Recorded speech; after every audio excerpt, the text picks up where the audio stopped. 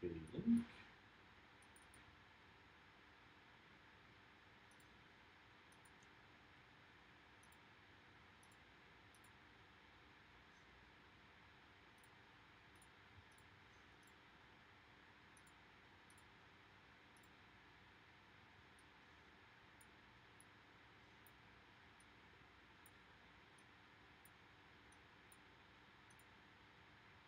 Alright, where was I? Good evening. Good evening. It is, what, 6 o'clock? Almost 6 o'clock. 10 to 6.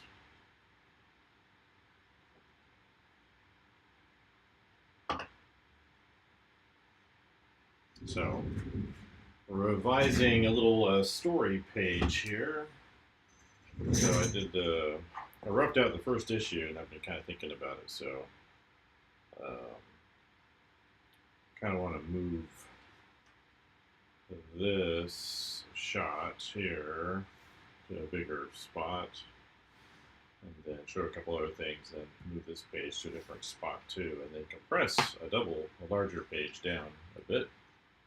So that's kind of the plan. Let's pin that here. Yeah, so I've been hard at work on this little story here. Pull this up here in front, maybe. I'll show you what I've been doing. But I'm kind of roughing out. Well, yeah, there's a cover. That's first page. So he's running. And we got him running some more, running some more. He reaches the ledge there at the bottom. Kind of jumps over with the creatures that are chasing him, working his way down, and there's some more critters coming out of a hole, coming at him. So the top, the side, and these guys are coming in close, and we get some shots of them getting closer and closer, and one little guy chops him in the finger, and he falls. And then I'm gonna move. This panel will be first, so it'll be this guy floating in space. And then we come up on our planet over here. And there's the colony, some local fauna. And then zoom in. So, Labas Vacarus. Galpervele Lietuvoj dabar. Bet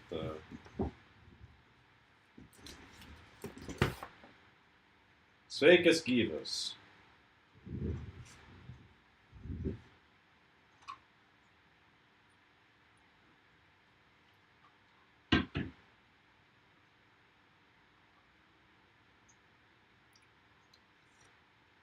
Neblogai.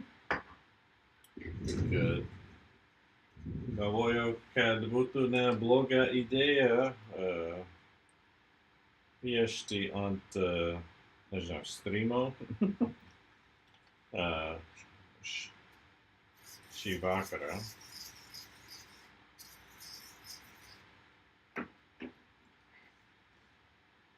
Galbūt gali rekomenduoti lietuviškus atlikėjus.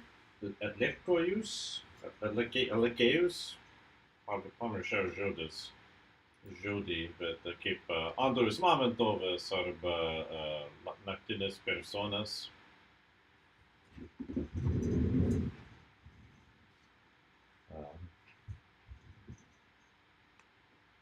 It could be, well, is there something weird with Twitch? I don't know what it is. Sometimes Twitch stuff just doesn't work for me. I don't know why. Let me see what's showing on Twitch over here. Click here to reload player. The video download was canceled. Please try again. Let me try shutting it off and reworking it or something. If I modify it,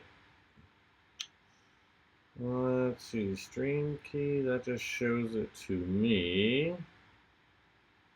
Encoder, I don't care about that. Auto call.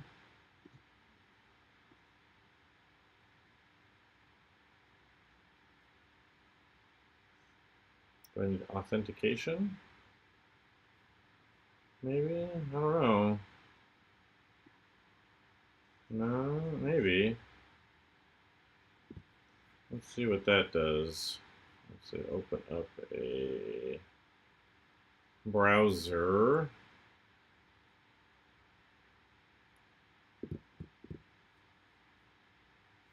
I'm not sure what other settings I would have to change.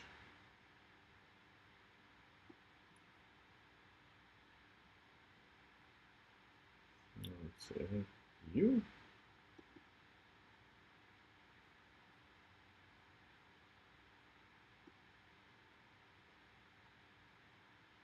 And you. Okay, about what's new.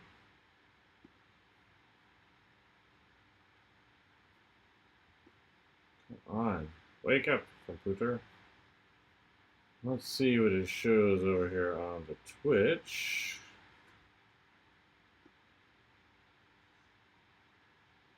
Let's just do a read. No thanks. Yeah, go away. Let's see. Actually, let's go reset, copy. Right here. Paste. And then, is there like a URL thing in here? Where'd that go? Where'd that screen go?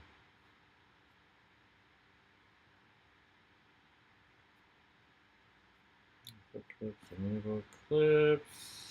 Show is fine. I don't care. Copyright audio recordings. Store past broadcast. Select quality VODs. Alright, let's try that. Okay.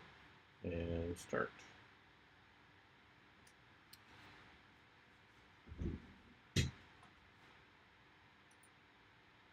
See if that's working. Oh. I don't know. Let's see. Twitch. Error 1000.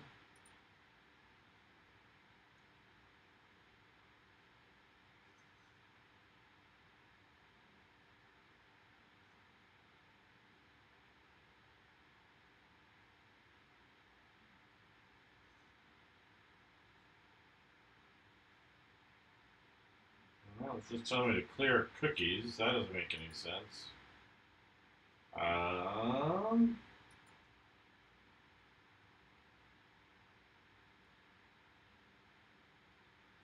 Being reached to cookies issue. If the student earns a plug, it fixes by deleting the Twitch cookies when a complete cookie sweep on your browser.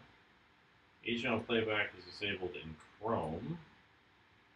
So it sounds like it's a Chrome problem. Let me see if I go grab this. I try a different browser. I think I'm using Firefox though, so it's showing up here. And now it's working on Firefox.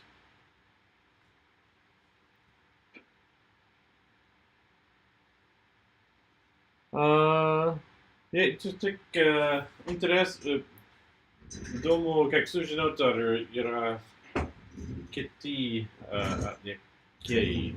atlikėjai dabar, nes daugiau pažįstu su jais. Pamačiau, kad neseniai buvo nauja Andriaus Mamontovo daina. Dievinu tave arba kažką panašių. Patiko, bet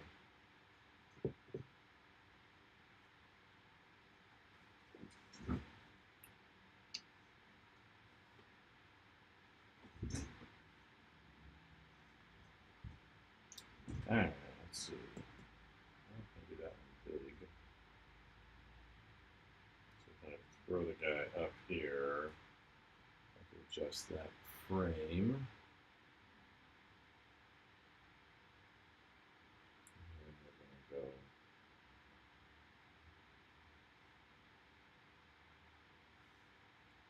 Let's see. How do I want to do this? Where's my little thumbnail page?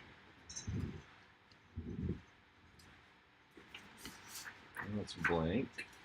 There we go. That's covers. More covers. Oh. Also, russiska muzyka dabar. Sirotkin. Sirotkin. Just never okay. But, I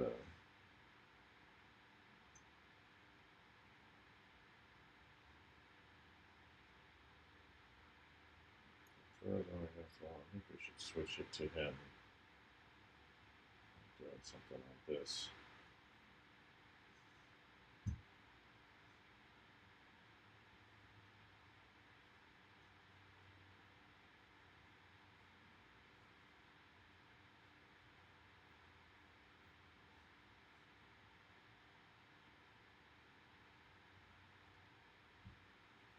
It's too much. Rouge pear dog.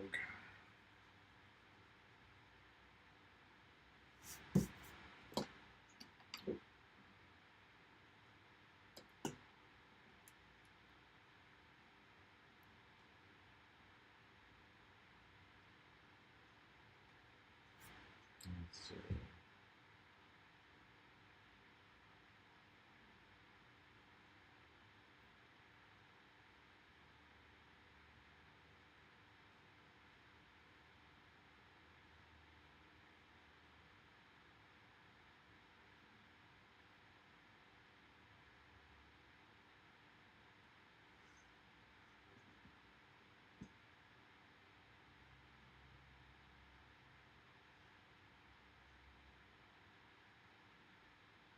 Oh, yo.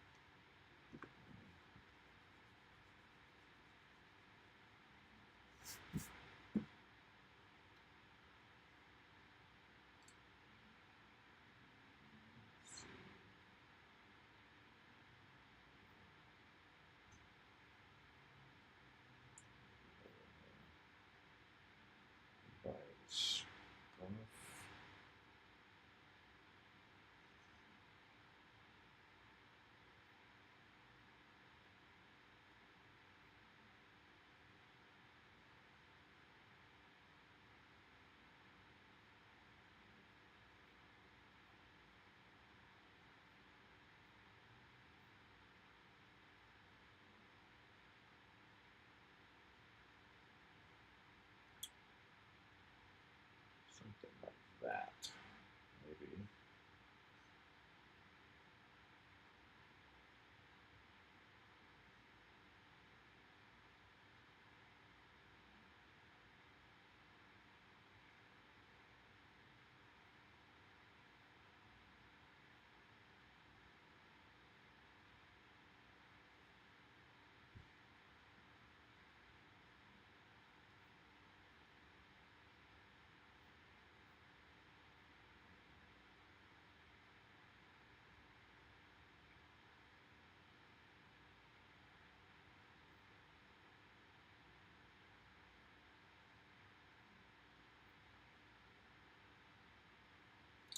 Let's see.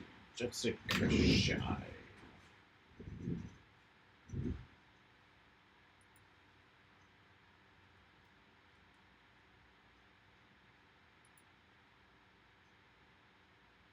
Zveres Akavink. Statue de Brûle, Visienne Ashara.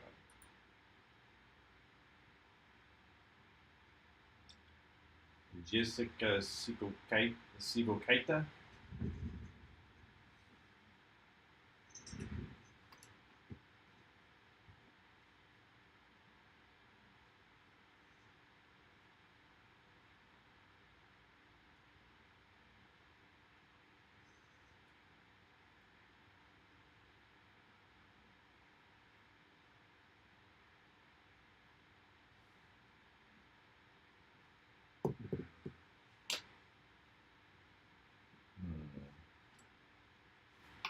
I need to do with my little friends here.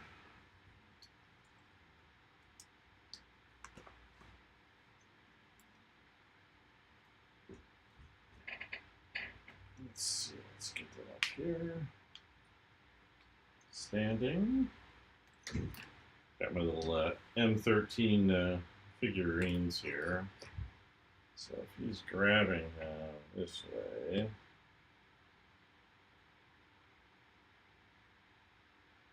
that.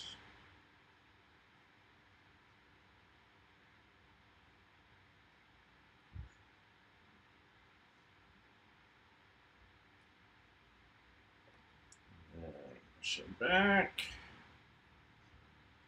If he's like going limp and being held up.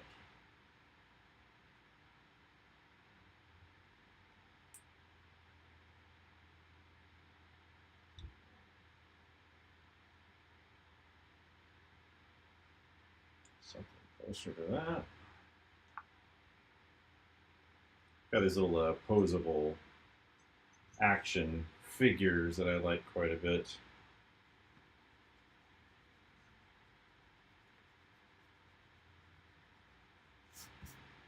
Something else to look at here. I just put this page here or this page later.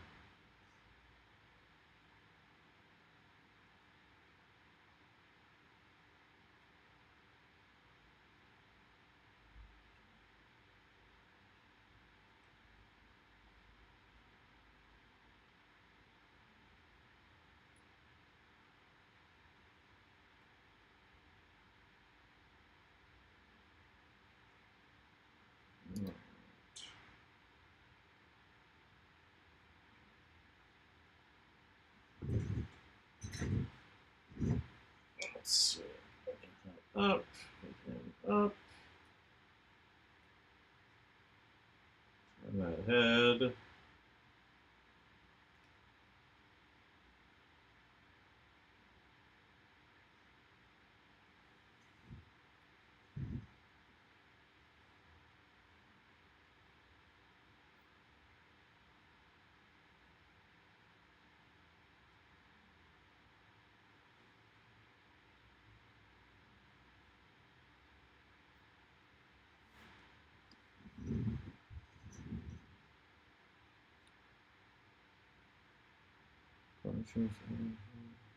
Gabriele Vicky Cheetah. Kaip jos vardas, kaip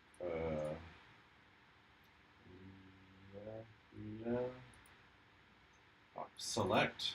Yeah.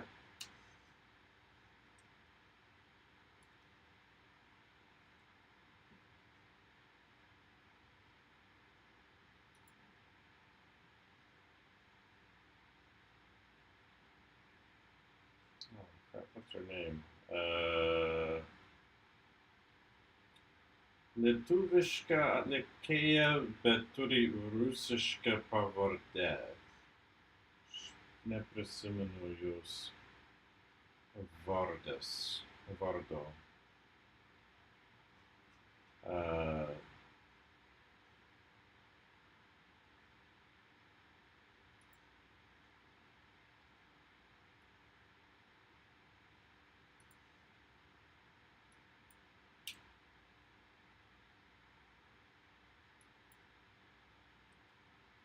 Lithuanian music.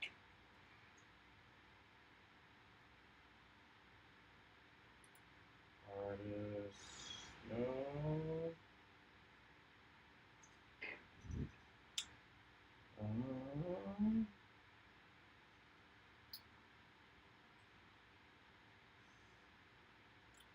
Where's my library?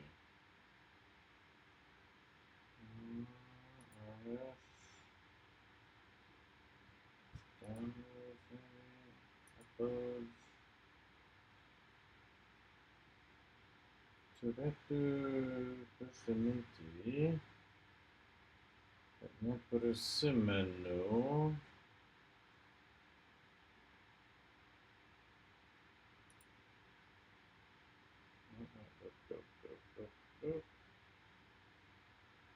Ah, Orlova, taip. Alina Orlova. Gabriela Vilkyčytė. Pažiūrėk.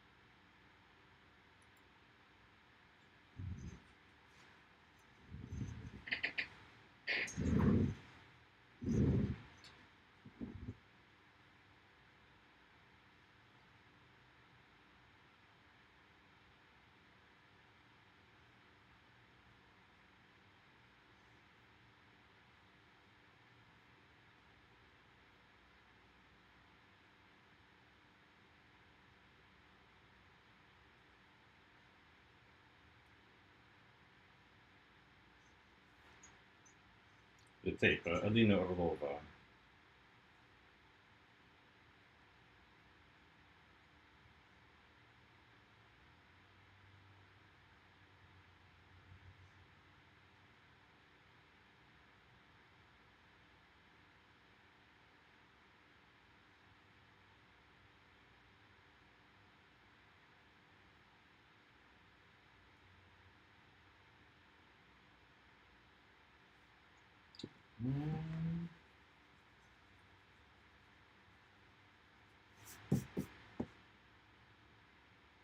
I am working on one. Been working on a story for a while, but I've been working on the first issue layouts, and then want to select from that to do the some sample pages to send out. So, just trying to figure out how to make this pose work.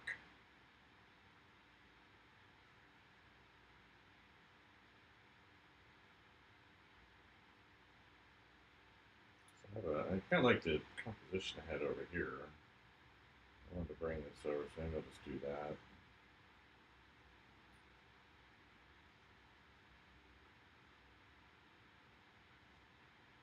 So I did like that anyway. Kind of strangle. I think I'm holding him and then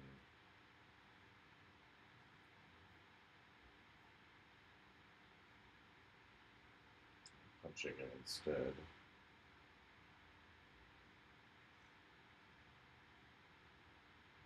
Holding it by the neck.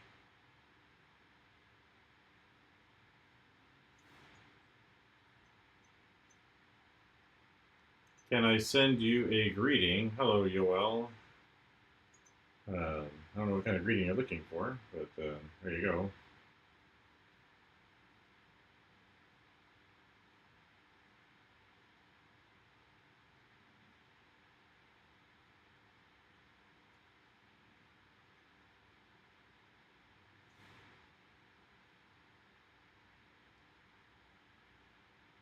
Let's see.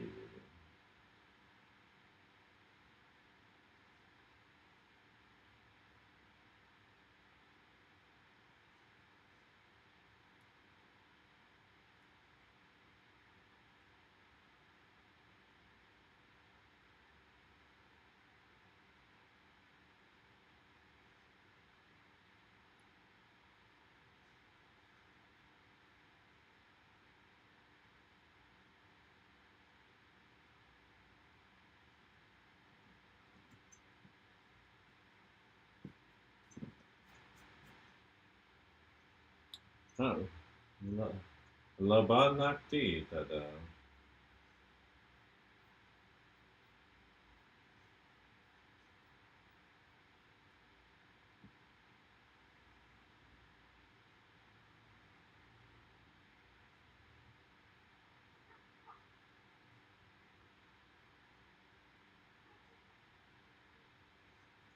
Swinging in.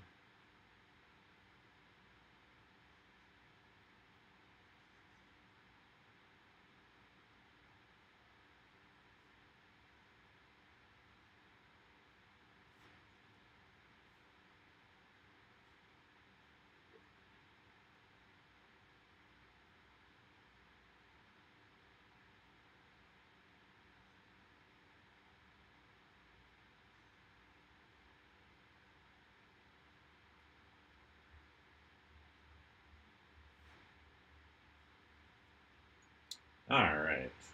Where was I thinking?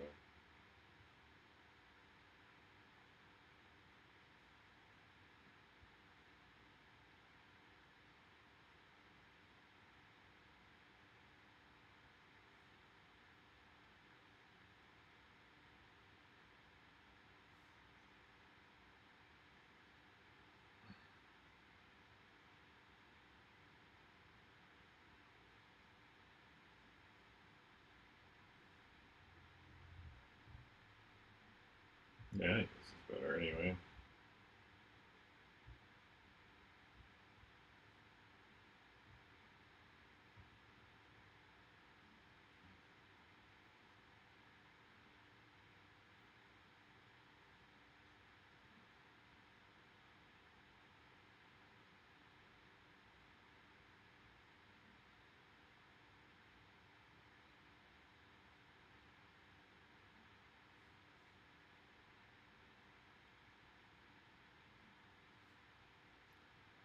Something like that, I think, is okay.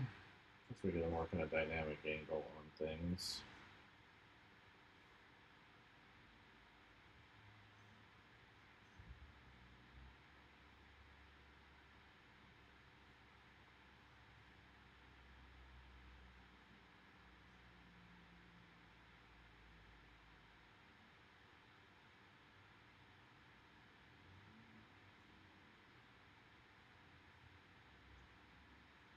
Resort.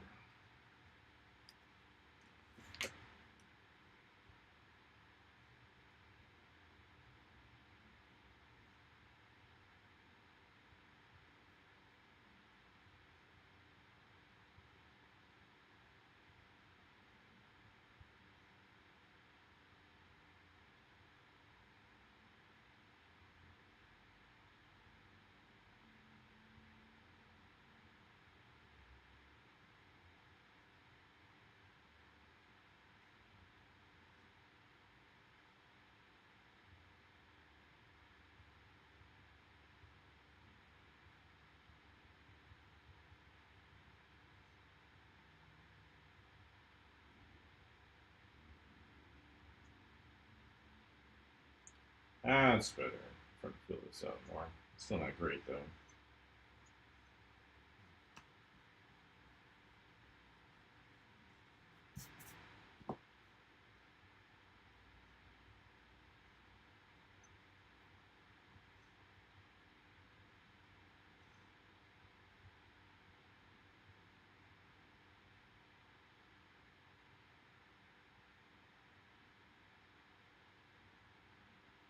Holding her neck a little bit.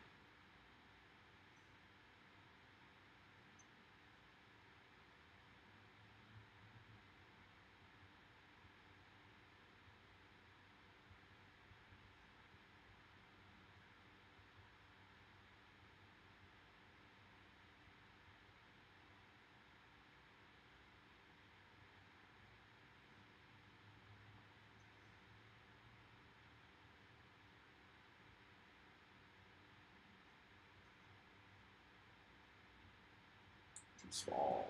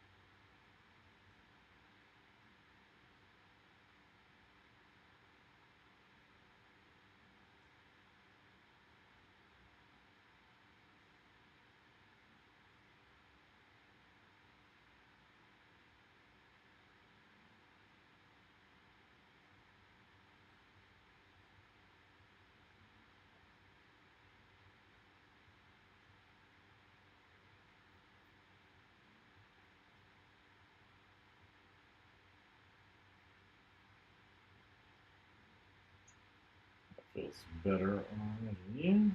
Not perfect, but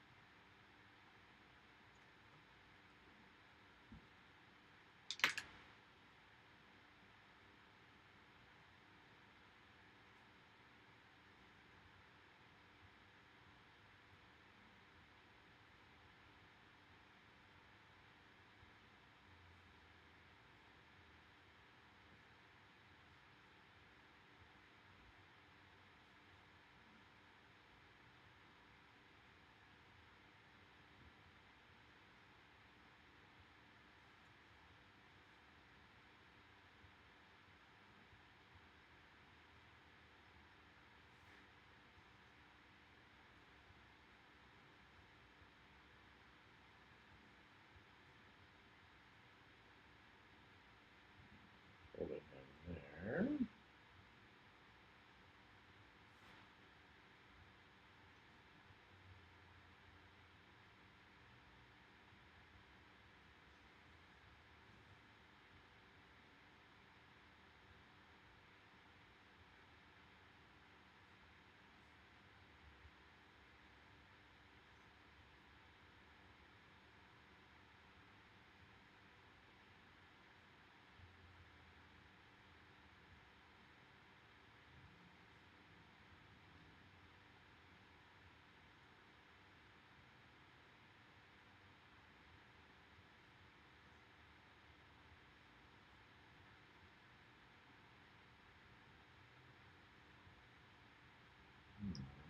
Shoulder over there.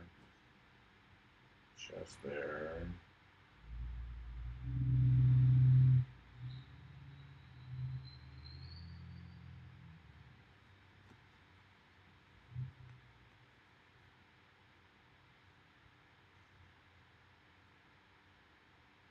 So that was there. It'll be over here. The guy's leg would be like right here.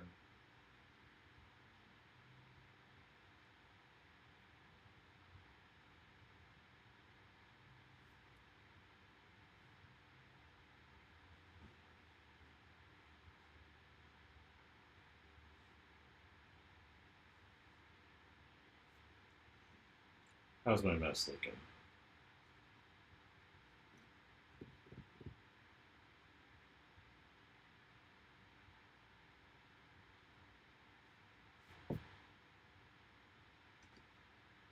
Let's see, up, up.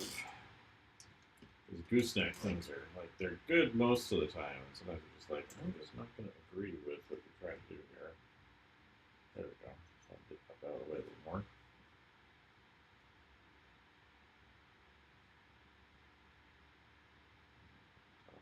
There. More sense. Really goes back over here. We're dealing with the floor like that.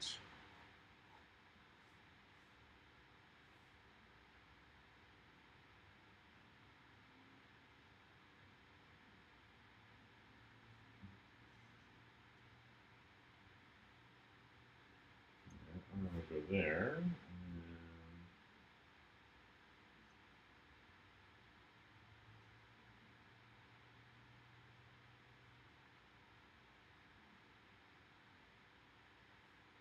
Right there.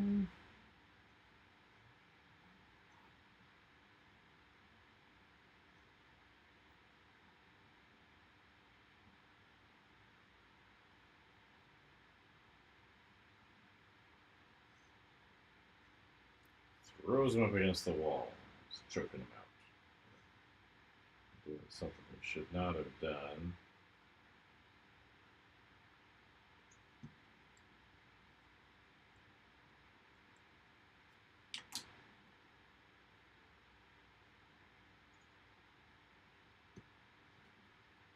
I appreciate that. Just roughing it in, trying to figure out the posing. Kind of just moving this frame over here, and I'm going to move this page elsewhere. So, Just do these on a small scale so I can figure it out.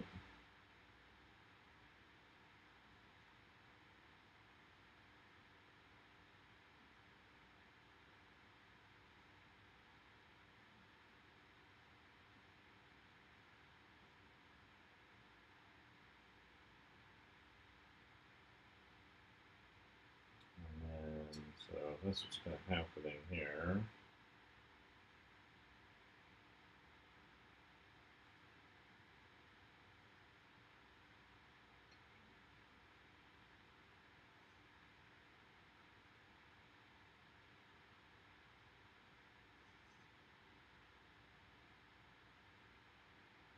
I have him kind of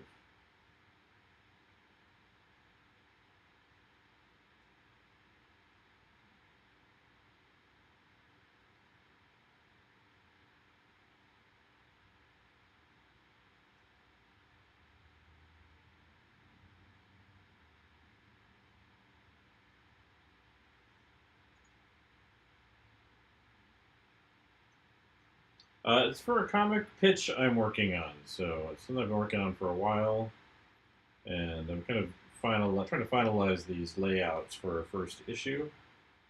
So I've got a 22-page story, and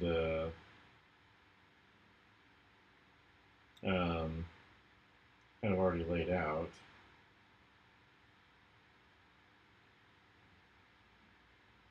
And so just kind of revising some of the story. I realized I need kind of another page here, so I'm going to move this page over one and then compress another one down and then kind of work on a couple other things. So hopefully get these all kind of sorted out today, and then maybe tomorrow morning I can shoot some reference, and then Friday, Saturday, Sunday, Monday I can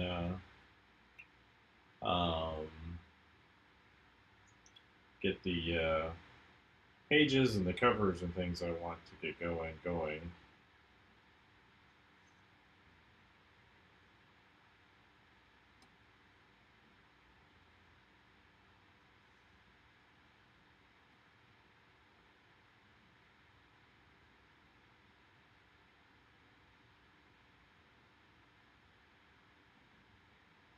So that's kind of what I'm working on here.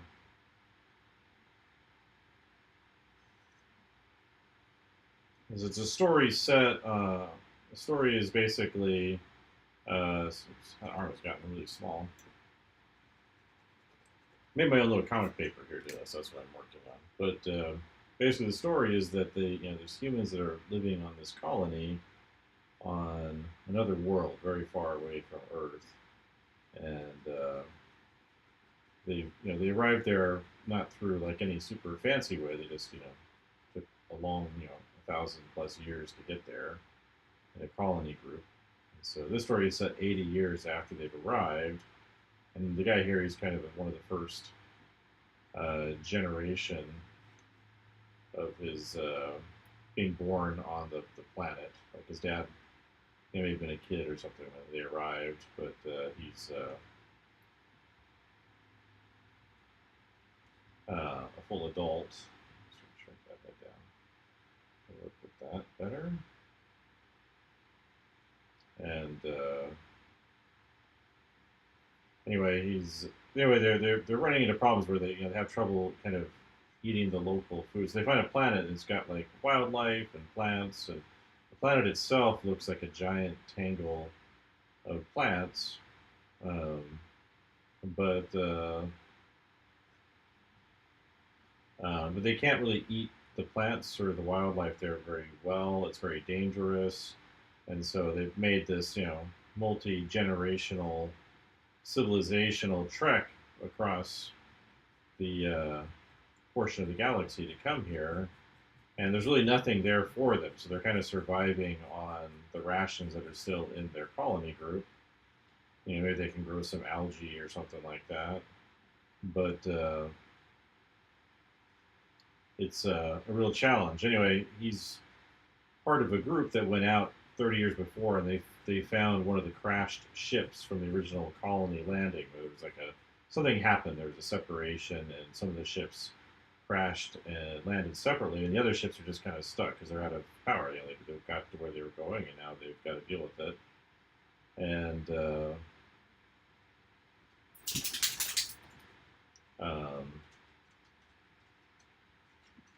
back part's not doing great.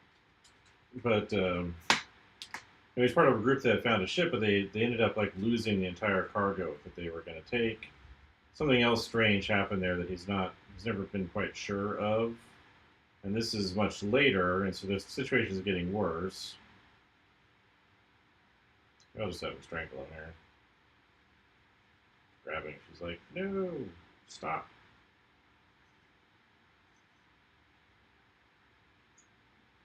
YouTube channel link is not working. Maybe it's an old link. It should just be like my art professor without any numbers after it. Maybe I need to update that on Kick. Let me see. Should just work. My art professor. Let's see. Oh, that's weird. Let me go back to my channel. Oh, maybe it needs the @ in front of it. Let me, let's see.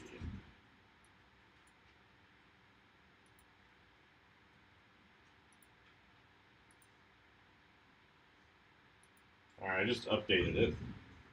Oh, sorry, Bosch. You want your bed? Let me fix your bed. Well, lay down. Dog just came over.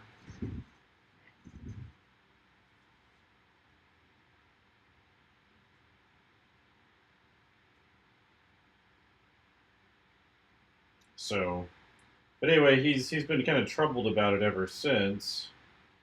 And anyway, this story picks up where they're kind of getting to the end of their rope, and most of the people don't realize it, but the leaders do. And the beacon has gone off on another lost colony ship, and they're looking to him to go out because he's really the last person who's been out into the wild, and he was the only survivor of his last scavenging group. And so he's fully committed to the survival of the colony, even if he's got other problems he's working through. But I'm not happy with that at all. But so anyway, he's being sent out to investigate this beacon, find out what information it has, what it indicates, and then bring that back. And along the way, he discovers some things. But so that's kind of the story. The first comic is like him. There's a bit where he's like a a scene of him running through the forest from later on, and then cut back to what's going on here, where we see what's going on with the colony and the people that come to him for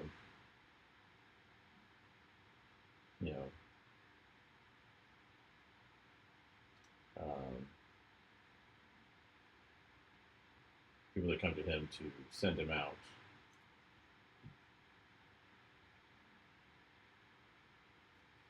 I'm trying to do this one because I like to do a few panels here.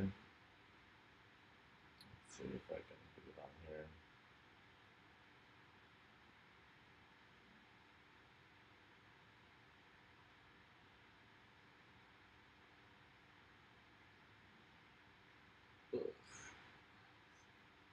Anyways, his wife's out looking for him. She's like, emotional problems. So he's kind of been using a local drug that they found. He's hanging out in an alley, and she finds him, and just as she finds him, she gets attacked by this guy. And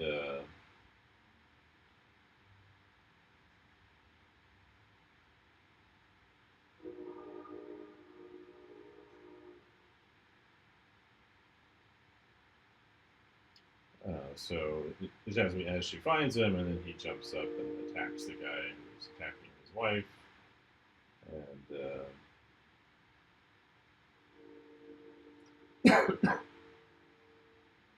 so he's kind of enraged, about to kill him, and then she stops him.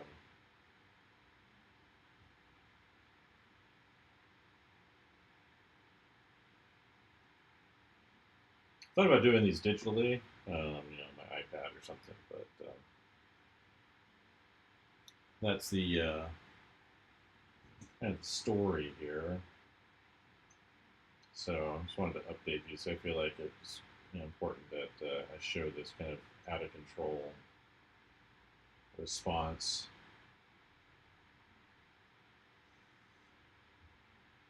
It adds to the character and the story. I was thinking about it. I was like, if I finished the initial run on these roughs and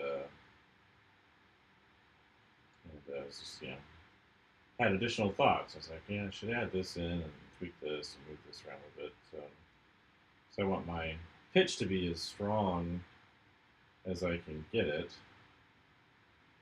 And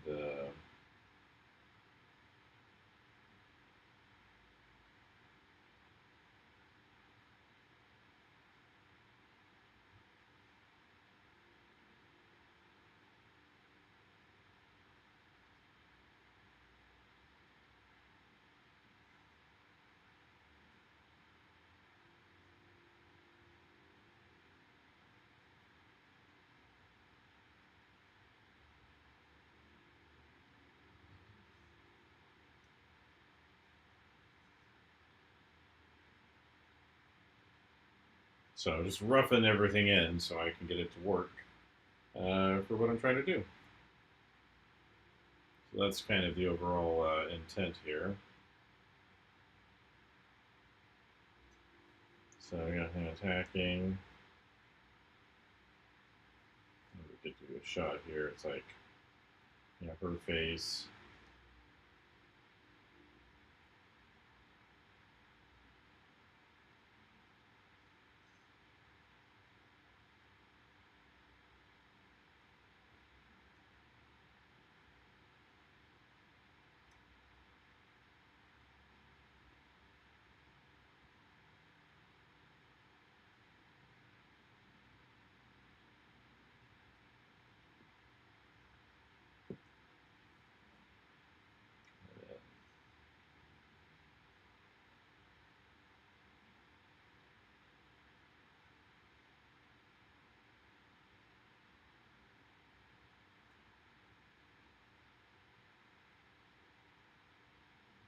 See him looking back and listen to her.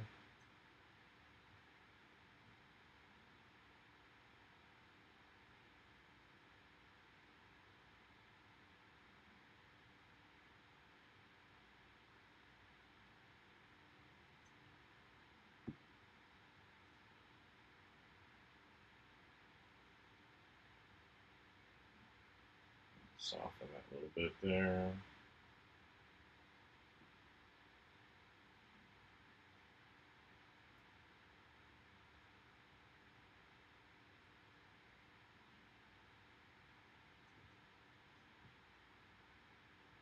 So that feels better.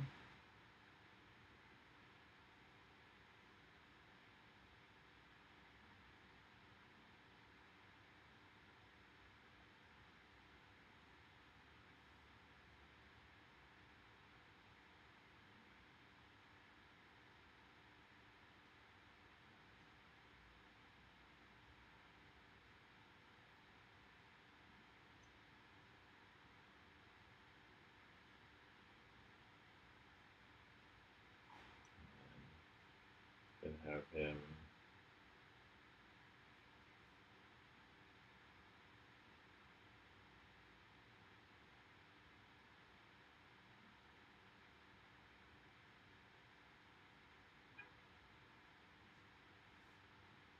have a little cough. He's coughing because he's been smoking something he shouldn't.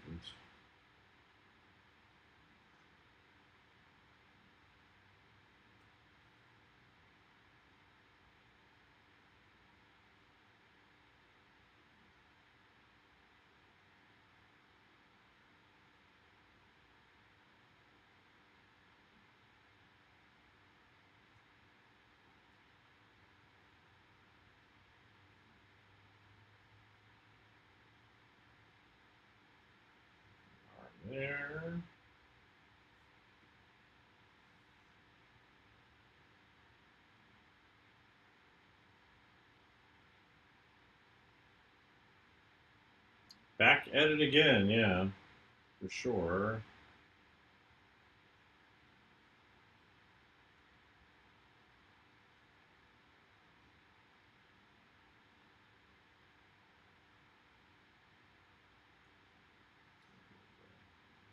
Back.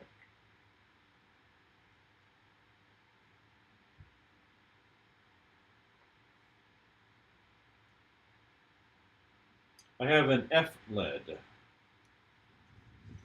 I like it. It's kind of in between things. It's a little sharper than HV, I guess. I think it's for drafting or something.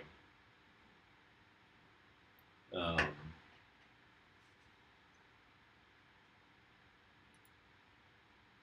let's see. How did sharper?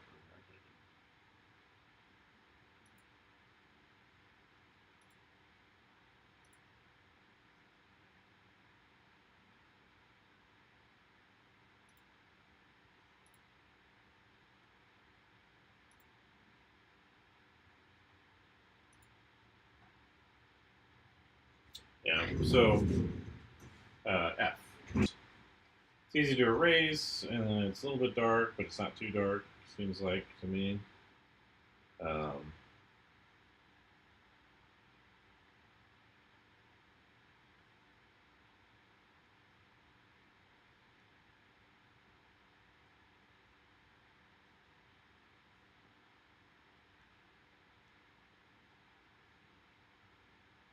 and it's nice and sharp. Actually, has a little bit of foam on here to kind of clean off the tip. I usually just use a piece of paper though, or a paper towel off to the side, and then that seems to work pretty well. But yeah, you just stick it in there, and you have to have it out far enough, and spin it around until it's sharp. It fills up with your gunk in there. I guess you could save as long as you're only using graphite, but I use it for everything, so it's probably not a great idea to use it for other stuff.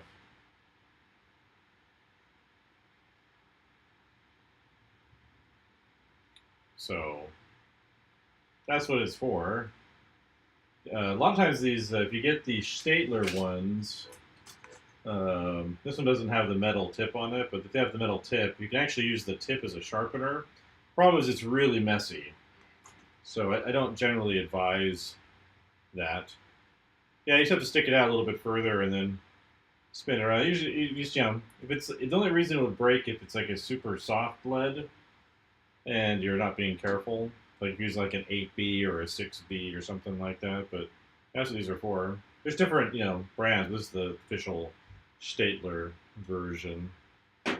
Um, but yeah, I've been using these since I don't know forever. Um, I like the wood pencils too, but yeah, you always have to kind of keep sharpening them, and I like really sharp long tip, and that guy's leg over there, over there. No problem. It's what I do, right? It's my day job. I'm a professor. I'm always surprised by the things that students don't know in my classes. I'm like, well, um,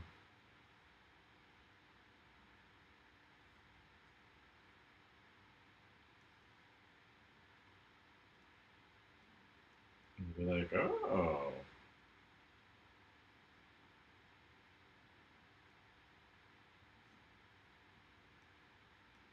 Sometimes it's hard to know like the right question to ask. That's the kind of the hard part of learning. Oh, you go to SCAD. Oh, you poor thing. I taught at SCAD in Hong Kong for 4 years. It was miserable. Um, so you might know Casey.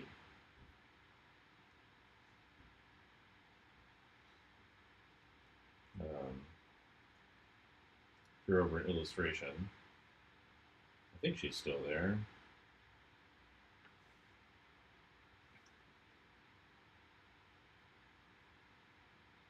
Yeah, I taught at Hong Kong for 4 years. I was personally fired by Paula Wallace, along with a bunch of other people. Um, But I love being in Hong Kong. It's the only reason I stayed there. I had like a couple other teaching offers, and as miserable as SCAD was working for them as an institution, um, just being in Hong Kong was kind of like a once in a lifetime opportunity to like to have a job there, teaching and all that. Yeah, what are you learning at SCAD?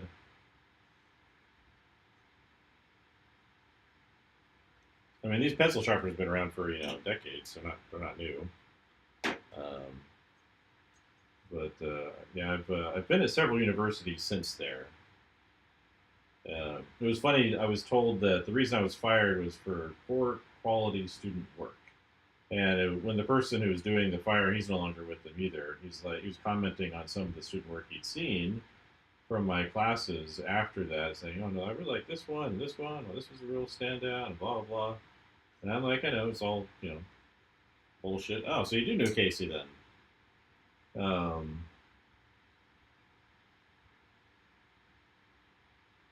how was their program out of date? My thing was, yeah, I didn't like the quarter system, but makes it hard to get into any depth with anything. You do a lot of digital and 3D. Okay.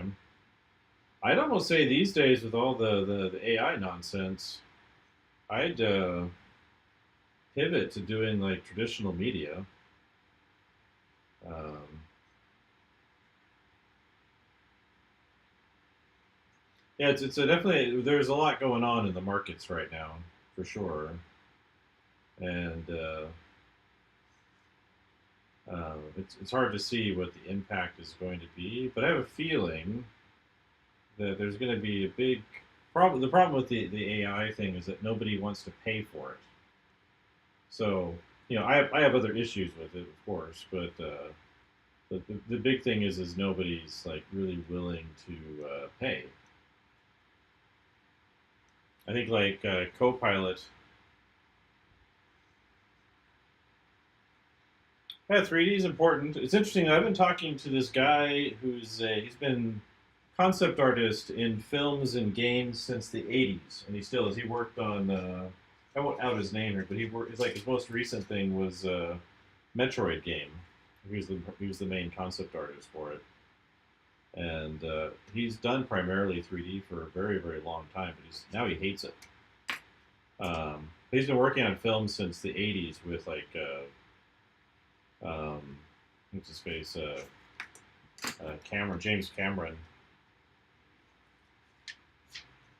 But the big thing with concept art is communicating functionality and purpose, really, really clearly. That's always the biggest thing. That's my professional background was in visual development, concept art, and that's always kind of the most important element. Is are you able to communicate that? The 3D thing's kind of a problem just because it communicates believability even if it doesn't actually work properly. So like I was talking this guy I've been talking to. We're looking at this concept artist who's got a bunch of stuff up on ArtStation. And there's like some cool stuff to it, but if you pay attention to how it's all assembled, like it doesn't make any sense. Um, oh, they just hired Kari. Okay, I used to work with Kari. That's interesting. He's going out there. That poor guy. I should have warned him. Uh,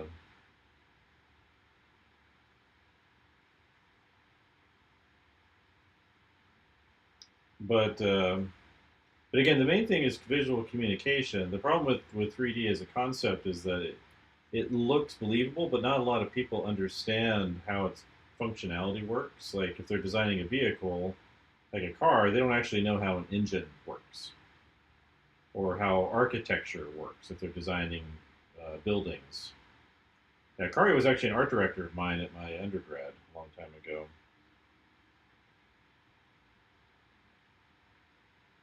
But yeah, I've known Kari a long time. Um, Small world, but But one of the problems he says, this guy I've been talking to, he says because this is what he does. Like he does 3D concept art mostly now.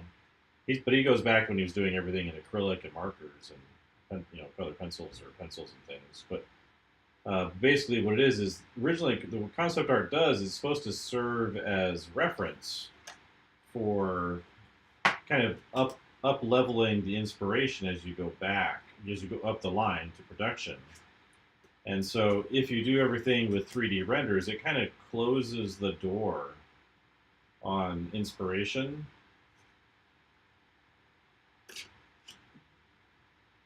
Oh, MFA already, huh?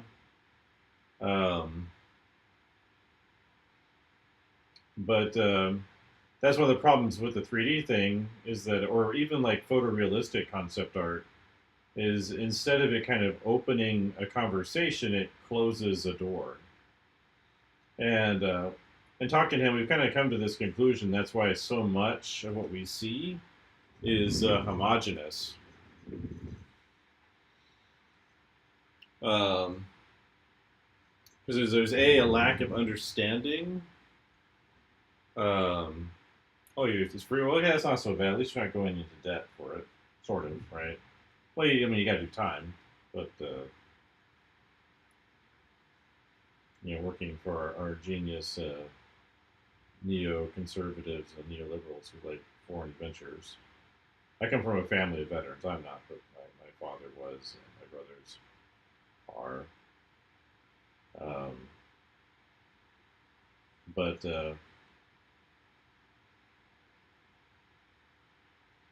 yeah, but anyway, that's kind of his thing. Is like, yeah, it's just your life, right? Potentially invading Iran or something like that would be a lot of fun, right? But yeah, something to think about. Like, you could shoot me a DM, but the thing, yeah, like I said, the thing is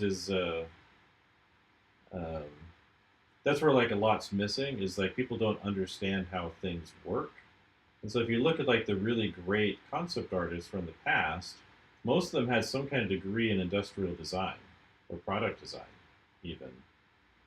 And so, in addition to like telling stories and being really capable at that, they really understood how people occupy spaces and use objects and all that stuff, and um, kind of focusing on that functionality within narrative uh, is a big deal.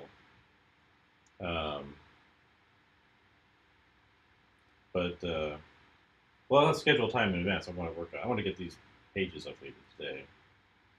Um, but I didn't know Kari was sending it. I wish he'd contacted me. I suspect this is part of. Oh, never mind. But um,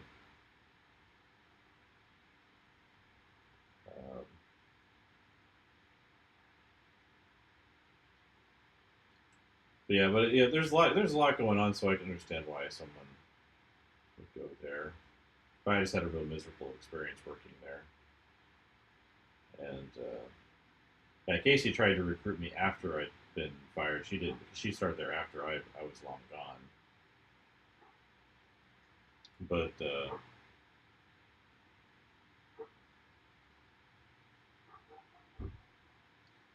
yeah, that's it's a big problem, and so that's what at least things feeling kind of generic in a lot of arenas. The other thing that's happened that I've been talking to this guy about is something I've been talking about for a while, but basically, uh, digital tools they've done two things to people. So they're easier to use than traditional tools, right? Than using acrylic or whatever. Um, but well, if you look up, there's that article in the Atlanta Journal Constitution a long time ago now, how SCAD sells a dream, and I'm quoted in there. I was one of the few people willing to put my name to the article. But yeah, the work I got fired for has gotten me hired multiple times, which is just kind of funny. But the yeah, but because digital tools are easier objectively than drawing with this, or with pens and markers, or with paint, and they take less time. There's a couple things that happen. One, because it's easier, you don't actually it speeds you up, it makes you more efficient, sure, but you don't kind of become more capable and intelligent. And that's the kind of the big problem is that if you look at the people who became really great, they had to sacrifice a lot, put a lot of effort, mental energy, make hard decisions while they were designing using, gouache and acrylic paint and markers. Is it Ryan Sanchez? I'm not familiar with Ryan Sanchez. The name sounds familiar. I'm not sure who that is. But it's definitionally easier to undo things in Photoshop or Clip Studio or Procreate or Blender. I do think people should learn Blender. There's a lot of good stuff in there. But it's a lot easier to do stuff, and you don't have to make as hard decisions about things. You can just kind of keep going, making endless iterations. So basically, it doesn't help you develop as much as an artist. And then, so it's done two things. For one, it's people who would be like really truly great minds, like your next Sid Meads or Ralph McQuarrie's, people that make real impact, or your Mobiuses on the markets. That's weird. Interesting. I haven't learned any Unreal yet, but so the point is like it's just easier to use. The other thing it does though is because it is easier to use, and there's been so much demand in the last 20 years or whatever for concept artists, that it's also allowed for people that would never be as good or even approachably as good into the markets. And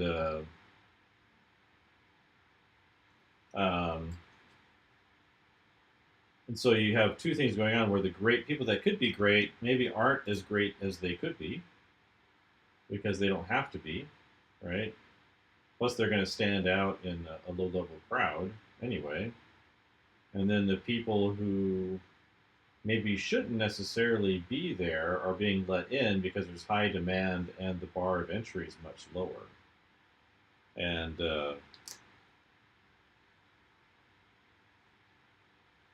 yeah, so we can arrange something later on. But I talk about this stuff all the time, so it's not like a rare thing for me to talk about it. So, and I've kind of always been the mix. So when I was in school, it was actually I graduated, from the same program Kari went to, but much later, or several years later. But um, but when I was there, it was kind of when digital was starting to be part of the education. Um, Yeah, well, like even like during COVID, there was a major overhire. That's where a lot of the firing is coming from. In addition to like people putting out bad product, games people don't want to play, or movies people don't want to see, pay to see anyway. Um, they've they overhired during the COVID stuff because the government was basically paying companies to not fire people and would give them more money the more people they had on hand. And so now we're kind of come out of that, and that money's no longer available. A lot of that's kind of being brought down in terms of the employment numbers. It is getting blamed on AI, but it's not really what's causing it.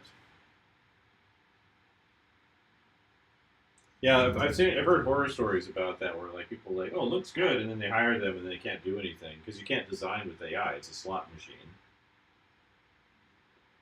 Essentially, right? Because you just kind of get what you get. I haven't used it in years. Like I tried it out a little bit when ChatGPT showed up for the first time, and then I haven't used it. So I would just use it, and it would say things that kind of don't make sense. And later on, I find out all about hallucinations and how it actually works and what it's sourced on, and so I never really got any reliable um, Yeah, one thing is you have to be. One thing is with 3D. So 3D is more thorough, right? Because you get every side designed, and that's really helpful and important. Can be anyway. And then the other side of that equation, though, is drawing and painting is faster ultimately. So it's not as thorough, but you can it is faster. Um, oh, hi Jesse. So that's part of the.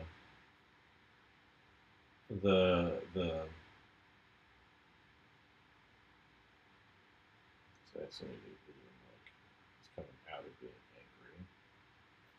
So that's the other half of the equation. There's two different things going on. So I've been pushing for Blender to become part of my program at my school. Um, the problem is I've got a whole section of people who are on the technical side who love AI, and like I can use Blender well enough for certain things, but I am restricted on like the number of classes I can teach. Um, and so it limits kind of what I can do that way. And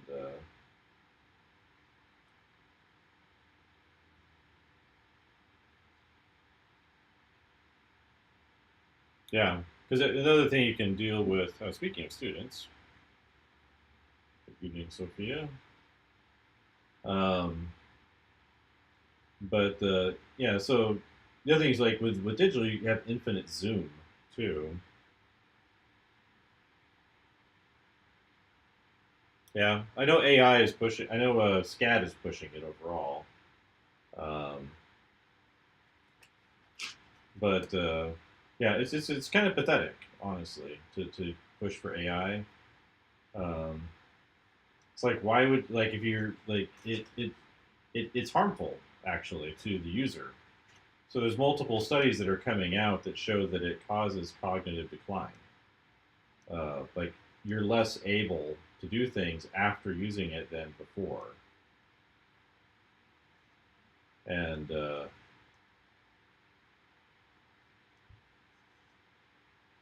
I imagine SCAD, like a lot of other universities, is getting money from major AI companies to push it in their programs. I know mine's gotten some money from like Meta and some other things, from what I understand. But we have, yeah, some of our especially our kind of VFX production artists. They, as professors, they love the AI thing.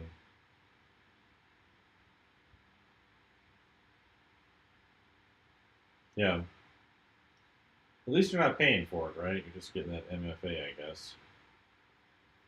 Though you're probably better off like doing an MFA for your illustration or stuff like that with like Hartford. But if you're doing game art stuff, yeah, I'm not sure how many other places you'd go. But yeah, the thing is like, like they've done studies, and it's like your brain basically shuts down when you're using it. Skills you had before, you start to lose. Like there's no good reason for an artist to use it unless you're looking to show how little value you bring to a project. Um, how low are your capabilities?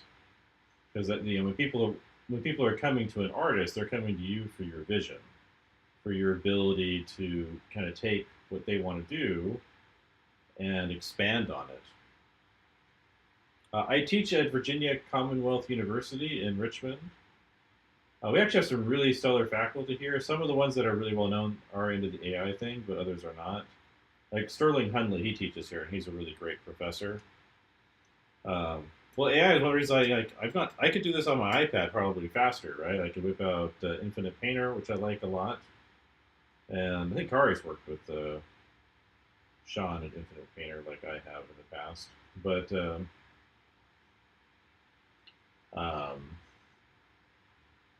I have a feeling that kind of well, actually, in terms of traditional stuff, if you look, do you know who Adam Savage is?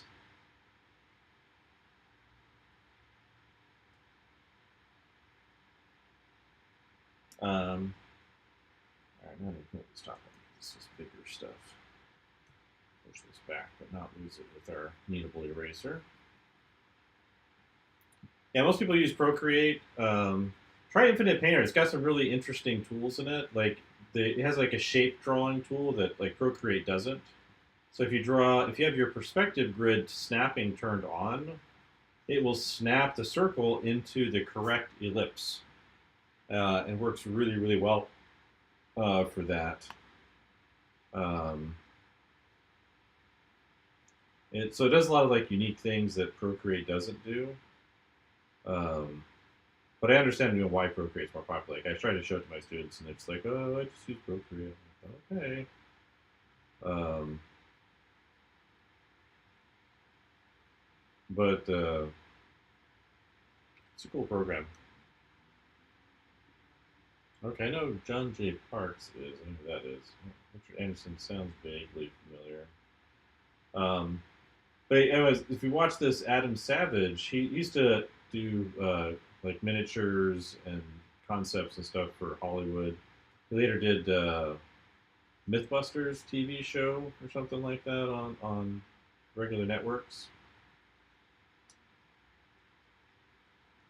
Yeah, well, you can learn perspective too, right? Um, but I mean, I do teach online too, though. So I have a teaching site. It's mostly actually perspective stuff, ironically enough.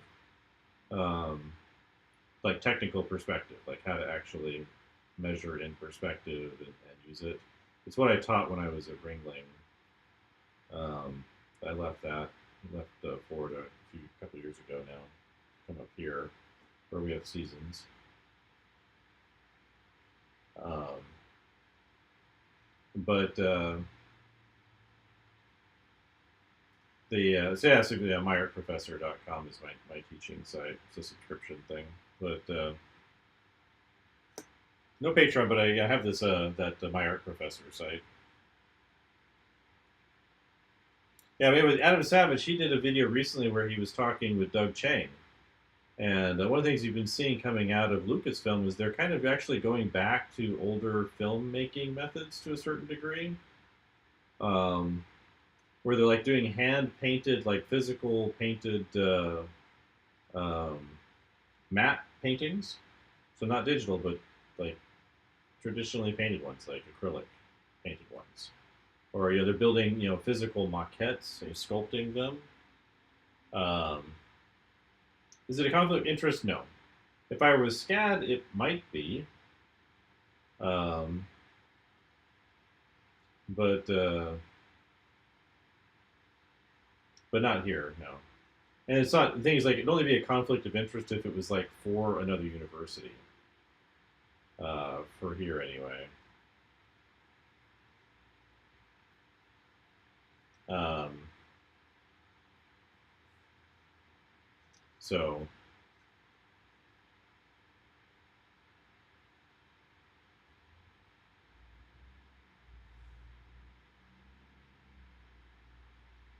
but anyway, yeah. It's interesting that he's been kind of doing that there. Um, kind of pushing that because he has a background doing all the traditional stuff, and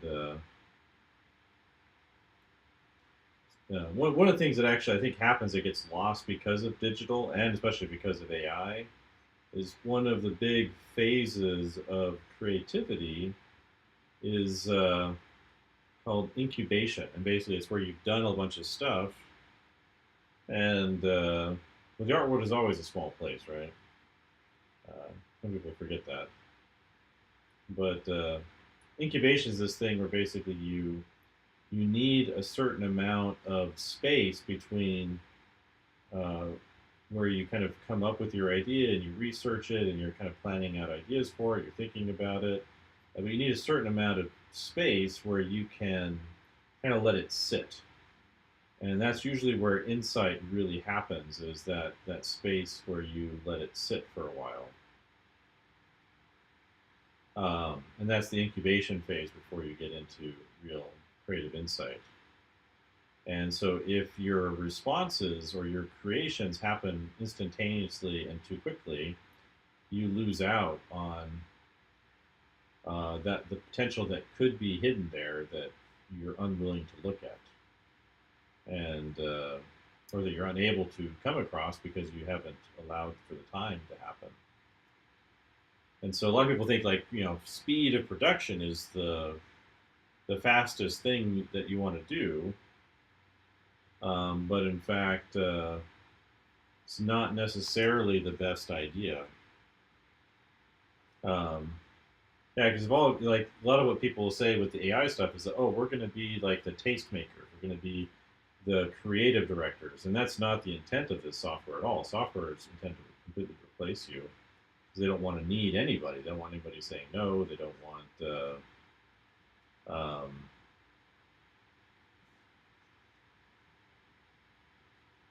well, sometimes you got to execute, right? So like doing this stuff right here is actually part of my incubation where I'm putting down something and then I have time to think about it and come back to it. And you want to make something that's really worthwhile and long lasting, you got to have that. And generative AI and even digital to a certain degree doesn't allow for that just because it is so fast. Um, so I'm not against learning digital and all of that. Like I've been doing it on my own. I had to learn on my own mostly. I had a class, but it was just we just had one class. Everything else at my undergrad was traditional media at the time, and all of my professors were into. They didn't know anything about visual development or game art. They were all traditional, illustrators working on print. And all that information is really good and been helpful. I've been teaching over the years, but but yeah, but I think people don't recognize the problems with digital. And my bringing up some of these issues, like I'm mentioning here, is getting me got me weird looks at my university right now. So hopefully I'll survive my tenure process, which SCAD of course doesn't have that. Everyone's under threat of being fired every year. Um, but they only find out in like March or April if they're actually working the next year.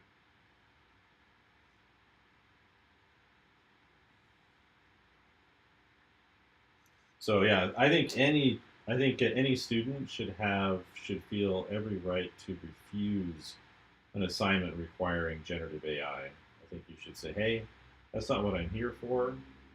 I think it's harmful to my education. It cheapens my opportunities and my ability to work and think. And it's inappropriate for you to require that from me in class. It's unprofessional. It's built on the stolen work of other creative people. And in fact, Anthropic, they paid a $1.8 billion payout to authors. And it's believed that if they pursued the lawsuit, they may have gotten as much as $1 trillion out of them.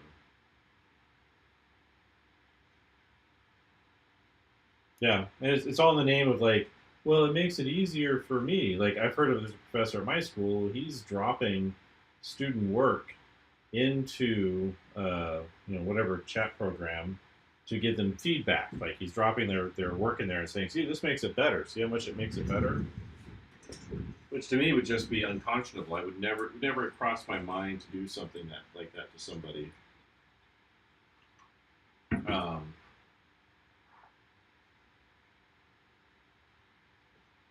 yeah. So um, yeah. So I would tell that teachers like, hey, I'm paying to be here. I want to be educated on how to do things, not how to be a prompt jockey.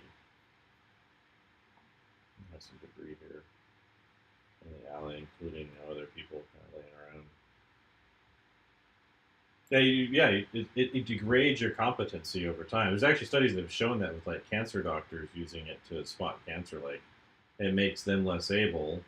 And while there's been like some stories on like people using generative AI to a certain degree to like spot or diagnose illnesses, but they all tend to be very anecdotal and not really like representative of what's going on or why, because of the hallucination problem, where uh, people think that the chatbots have thoughts, like they think it's actually thinking or reasoning and solving problems when that's not what it's doing.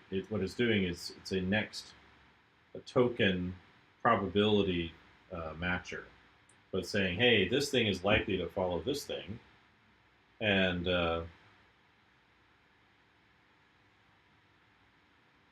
um, like this thing is likely to follow this thing based off of a probability. That's why where it sort of sometimes works in coding, but then again, you look at what's going on with like Microsoft and Windows. It's like completely breaking everything. Um, and then the yeah. So anyway, it doesn't think, and people seem to think it's thinking, like it's solving a problem, and that's not what's happening at all. It's just it's just taking a database and linking together tokens, and tokens are just like bits of text or image data or sentences or whatever data they've got assembled in it. It's that tokens are just that data broken apart, and then it's linked to probability attachments. It's actually a great homogenizer, if anything, right? Because it's matching likely already been conceived tokens into um, probabilistic alliances, and so as a result, it's not actually um, doing what people say it's doing. It's not thinking. It's not solving a problem. It's just um,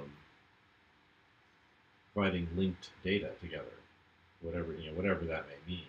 And that can have certain uses, like they found like in limited data sets, I can like link proteins together or uncover certain kind of patterns in data.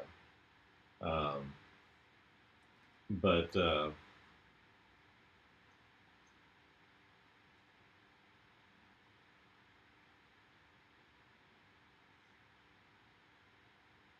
Paradola, yeah. Well, actually, that's one of the ways I teach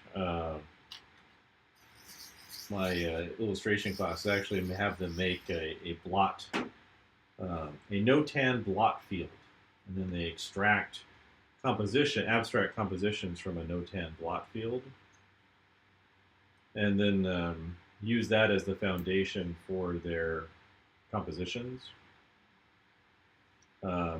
And a lot of people look at Marcos Matu Meister as framed ink books for that stuff. But I was flipping through this other book the other day. Let's see, there you are. And I noticed them using abstract arrangements as compositional designs. Look at that. All right, that. So like a notan style composition becomes that.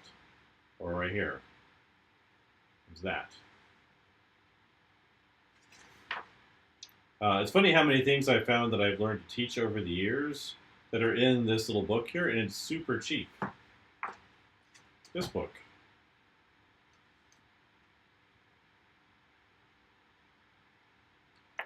So this predates Marcos Matu Meister by quite a bit. So there's those pages, and then there's another page that was similar in here. Here's perspective. There's a lot of really good stuff in here. It kind of gets overlooked just because it's cheap and it's old, right? So people are like, what does it matter? But like I've taught stick figures or armature figures for figure drawing, and look, there's a bunch of them right there in here. It's like you can get a new version of this for $10 on Amazon. Nice gestures and action poses. But there's another compositional thing in here where he's using abstract design. Playing with head shapes, of course, using abstract shapes, playing with proportions, all that. John, this is John Bushima. His son just passed away. But it's funny. There's things I've come up with on my own to teach, and then I picked up this book a few years ago, and I keep finding stuff in here that's like, I teach that. So it's similar here, right? There's the abstract design, but it's more of a gestural approach. And then, like in that. Or this to that. And this to that. He's analyzing Kirby in here. So those are like the gesture ones, but there was like some other ones in here too. I thought that were a little different. Maybe not. He also goes into like improving your composition, so how to make them more dynamic, so you get your standard.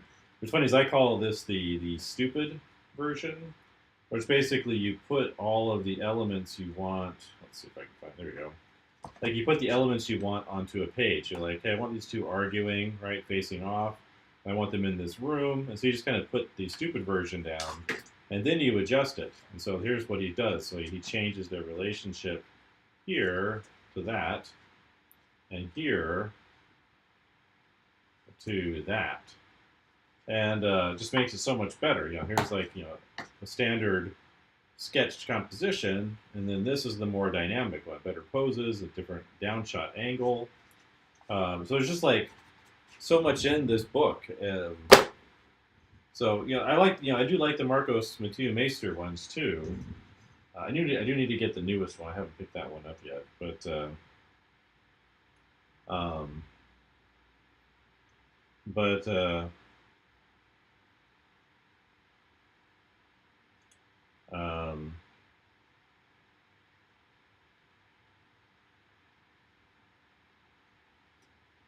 yeah, I open up and like, wait a second, it's something I teach.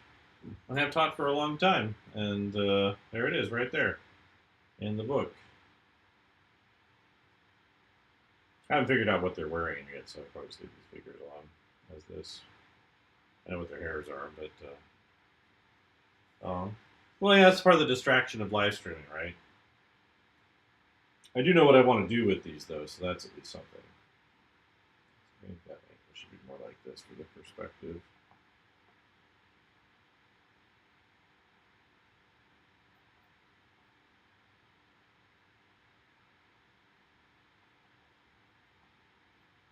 But yeah, I was looking. I was like, wait a second, there's my thing. Well, my books are right behind. Well, my illustration books are right behind me. One of my painting books, those are all downstairs. So, but I was just amazed. I was like, hey, wait a second, that's something I've been teaching for years and years, and there it is.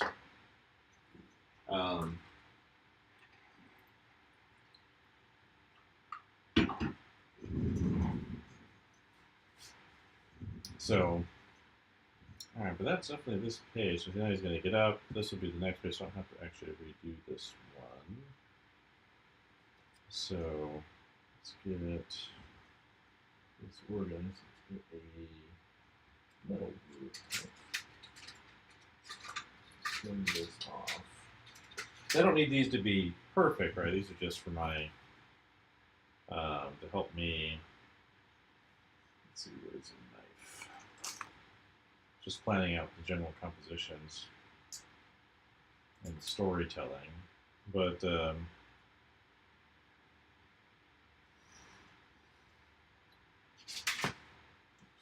corner.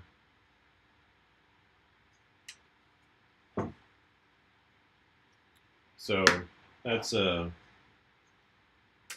But that was just what I was quite shocked by that, because everyone's familiar with the Marcos books, but you don't hear as many people talk about the that one. Let's trim this off so I do need to redo this one right here a little bit too before I move on. Although we don't have the same need to, because I basically put this frame on the other page, so it kind of gets repetitive if I leave it as is. So before I cut this page and tape it up, fix that up. What I'll probably do is just like scoot this over. That way he's like throwing him further. I'll put an arrow saying, push that over.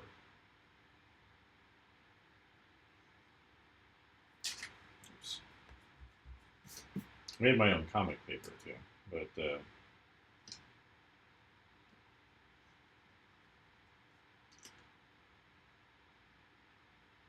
some people kind of making a pattern of laying down, so it kind of pushes the space over too.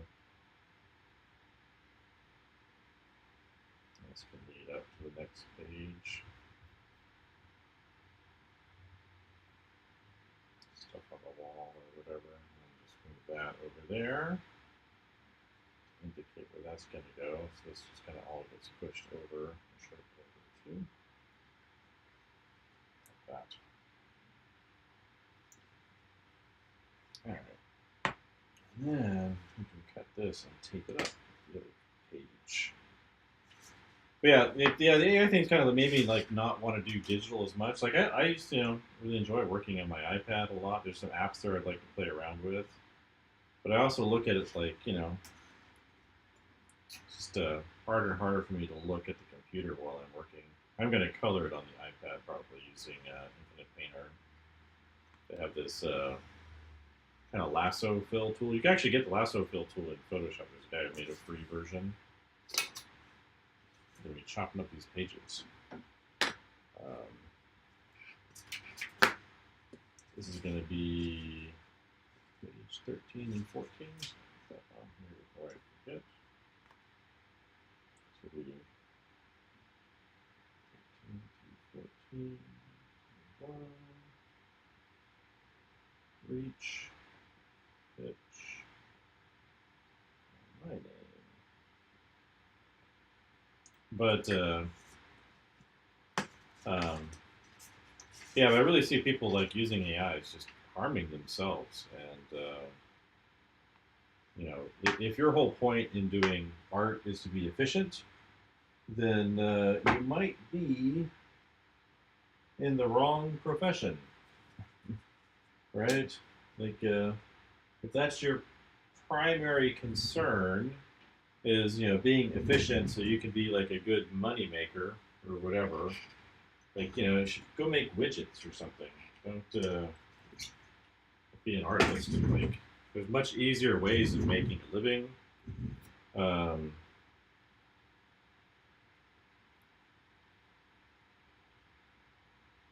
but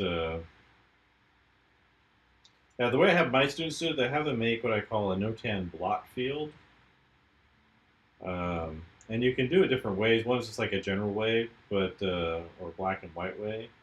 But like a really good way of doing it, I actually tested this out on SCAD students in Hong Kong. Before I really did it, I had this idea, and I like to test my ideas out on my students, see what happens. But basically, you create a page of expressive notan. This is an old thing, tape I just need to get rid of. Where you're focusing a lot on the positive and the negative shapes. So you're painting in the blacks, but you're also paying attention to the white space in between. And the idea is if you create like an expressive version, one that expresses the emotion you want to get out of your, I'm gonna do it upside down, out of your composition, then you can extract more emotionally based compositions from it.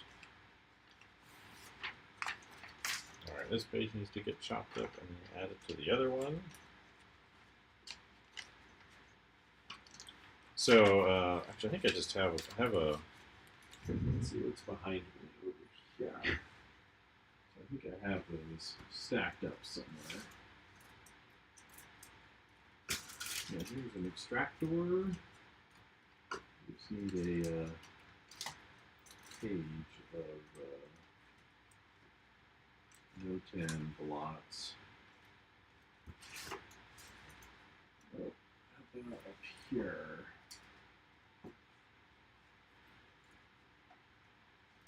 Let's see.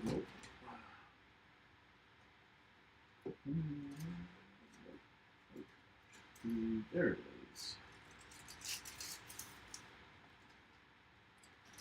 There's my little folder.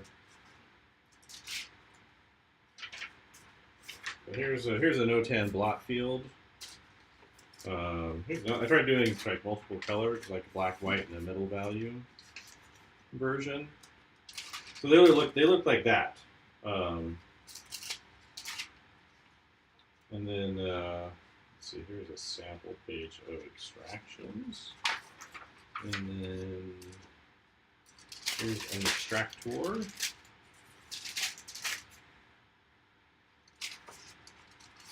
Some more extraction.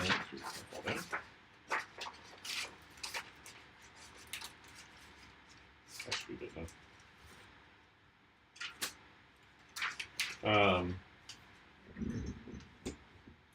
But let's see, I'll push this over here. But basically, what you do is, if you have like a black and white one, you make a little thumbnail viewfinder here at the proportions you want to work. So if you're doing like say 16:9, which I've written up over here, you put this on top, and you look for interesting compositions. Usually the smaller ones work better. Big ones can work too, but they tend to be too much stuff going on in them. But you get like unique kind of compositional arrangements like this or that. And then you use those to fill in with your actual composition using the black and white as a negative space. And so this isn't from this one, but these are past extractions I've done. So these are all just compositions I've extracted from one of these notan blot fields. And so you can pull that out. So what kind of forces you to do is it gives you a pleasing abstract composition. And again, if you do it off of an emotional base, like this one's a bit more chaotic, right? There's like rougher textures and smaller shapes. It's more chaotic. It's more aggressive. Whereas this one's much smoother, right? So it's rounder shapes, and so it's more smooth. So a way of doing it is like, oh, I want to make things feel really scary or tense or pleasant or whatever. And so if you create abstract arrangements that are kind of naturally that way, then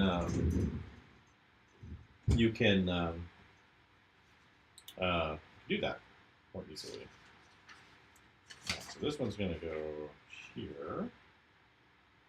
And then this one is going to be attached to the next page. I need to do another half page 4.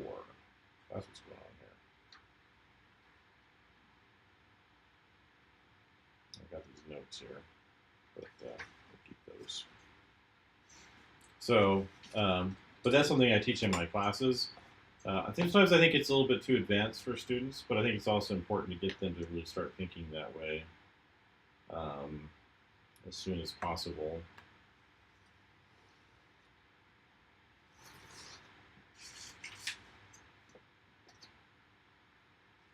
All right, I'll just leave this open here because I have those notes. A little bit too long for all these little notes either. So this goes like that.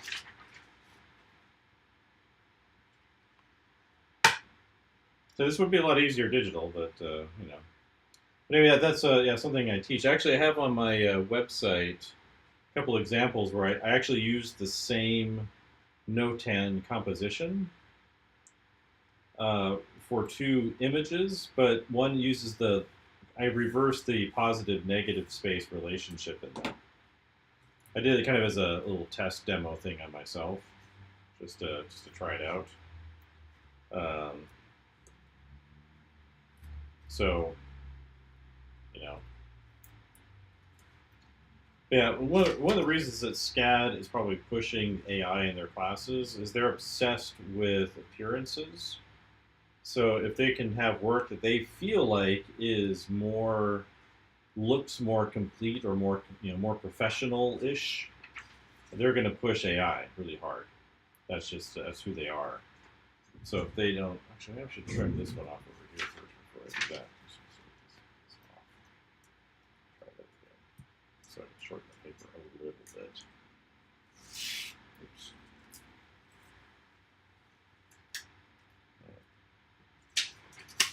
Trim that edge off. So that just fits in the binder. I'm organizing all this stuff into a binder, and so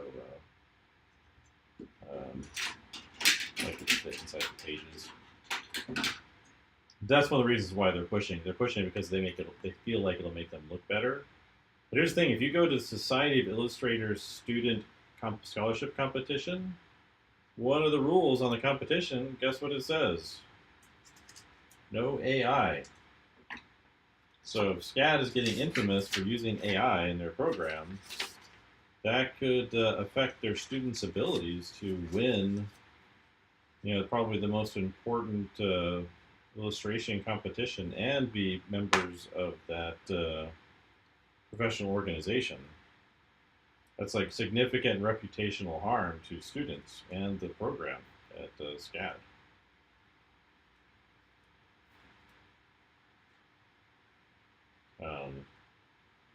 Something else to think about too. It says right on the thing, no AI.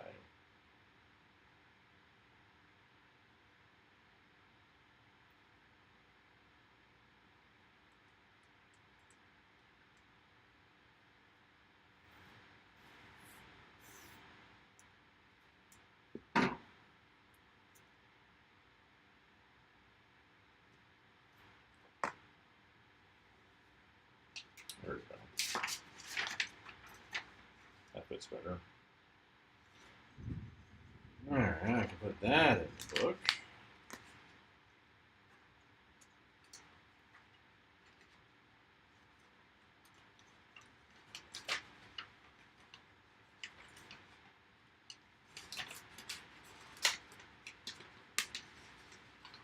Let's see.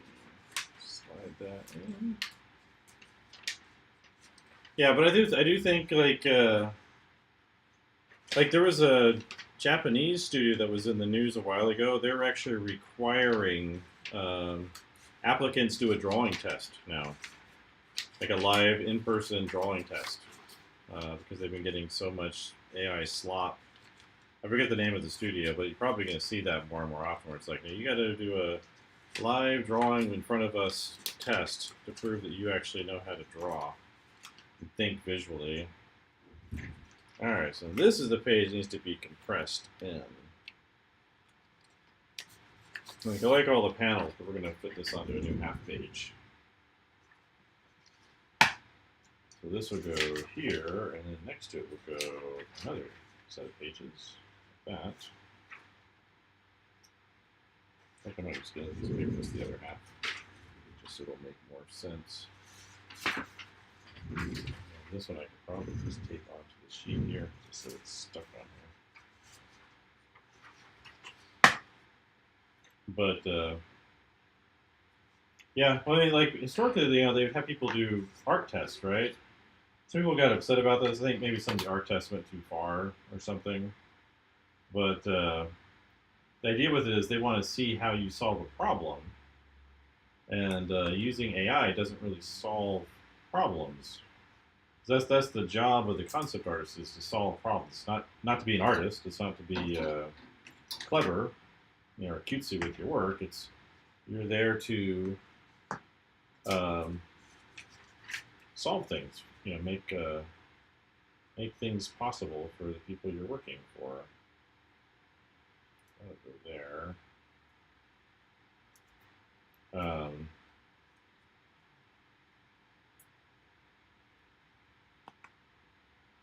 And so, like, if all you're demonstrating with AI is that you can type up what the problem is.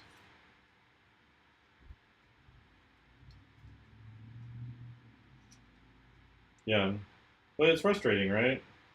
There we go. Put that on here.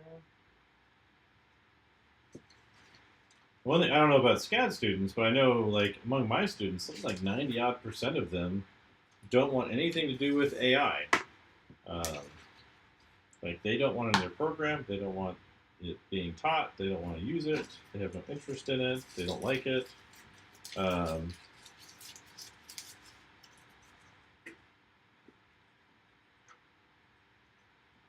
cetera, et cetera. They don't understand why their teachers are pushing it on them. And I think there's like a breed of artists, especially in teaching, who never quite got the success professionally that they were looking for, and they see this as like a shortcut to that, and as a result, they've kind of compromised themselves that way.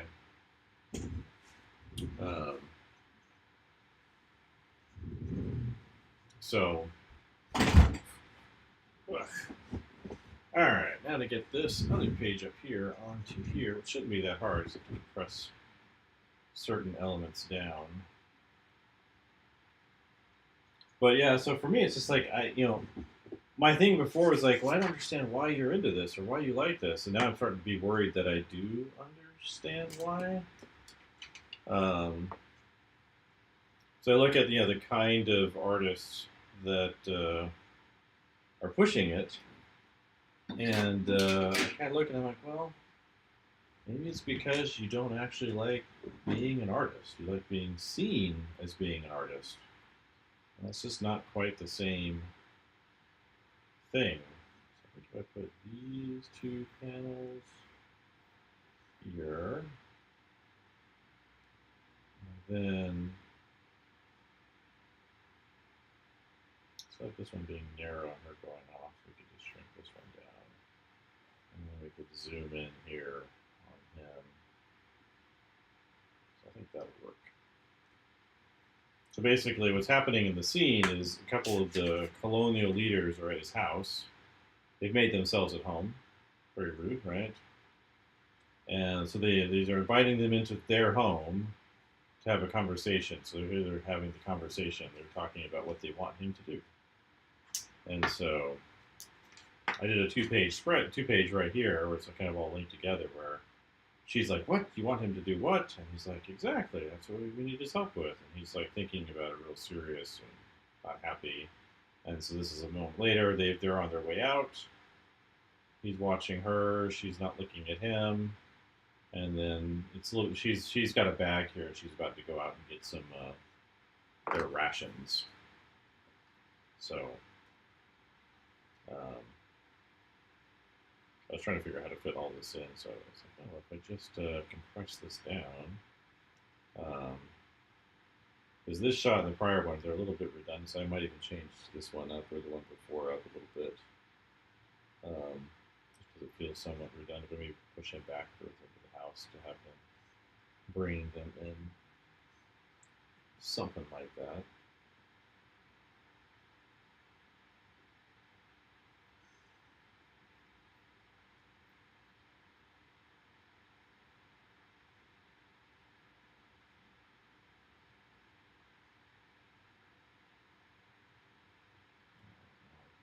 Drawing in here.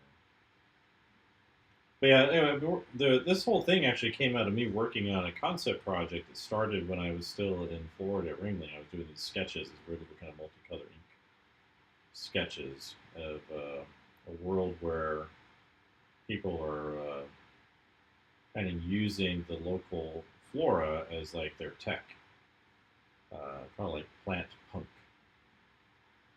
And looking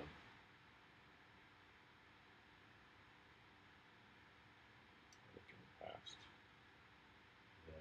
here, those hands there, and we'll bring this back. It's my eraser, right? There you go. Okay, I'm looking like this. So I like the drawings where I just have to stick this in the back somewhere.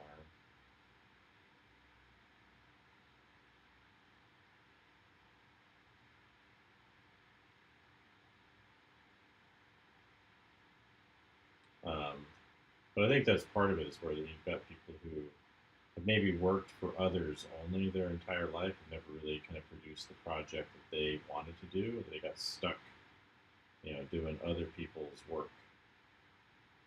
And I think that's part of it. And that's often true, right? Most of the time, like you don't get the resources to do your own thing.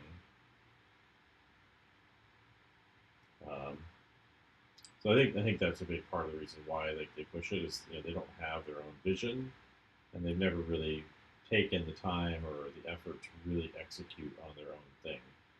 And so they kind of see generative AI as like this shortcut to looking good. And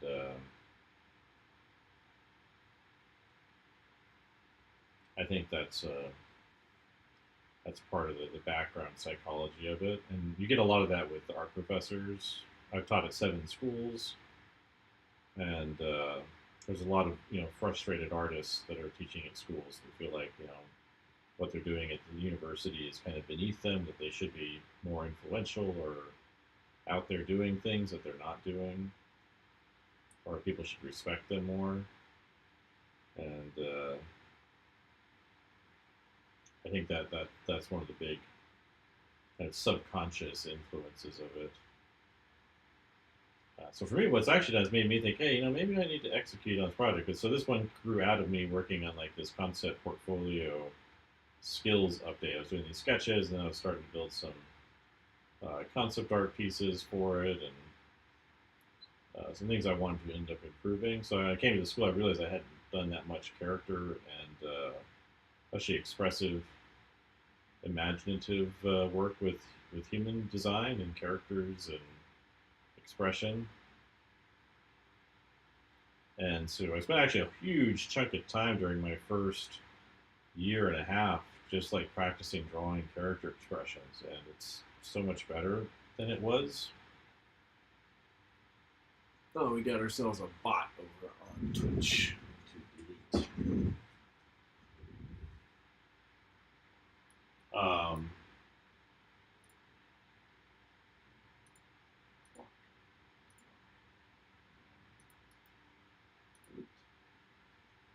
but I think that's driving a lot of it is this kind of underlying inadequacy and fear. Because one of the things what happens with teaching jobs is it's really easy to just kind of get comfortable with it or just do that. Especially a place like SCAT where like they don't care like if you do anything outside of school unless they can profit from it in some way. Like they just want you teaching like 40 hours a week minimum, or involved with the school 40 hours a week minimum. And should ask your teachers if they're still doing the 6 R's. I actually found mine recently because I had to do those, in the reporting. There's like recruitment, retention, a bunch of other things. That's the stuff they care about, and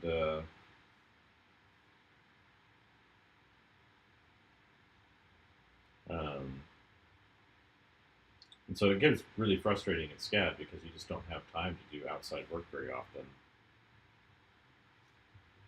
Yeah, it's like they see it as like a cheat code, right? You're skipping to the end.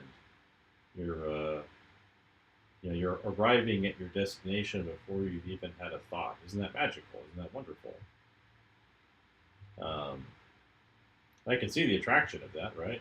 Yeah, it makes everything easier for me or whatever.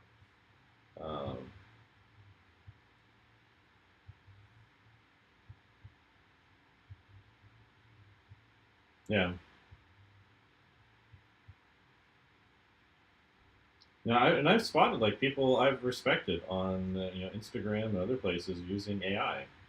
And I'm like, what's up? And one guy he was telling me, he's like, well, they stole from me already, so I don't mind using their stuff. But it's stealing from your friends and your colleagues. Or there was that what's his face Ross Draws, like he got busted like putting his friends' work into AI, like his people he knows personally, and using it to make stuff for himself.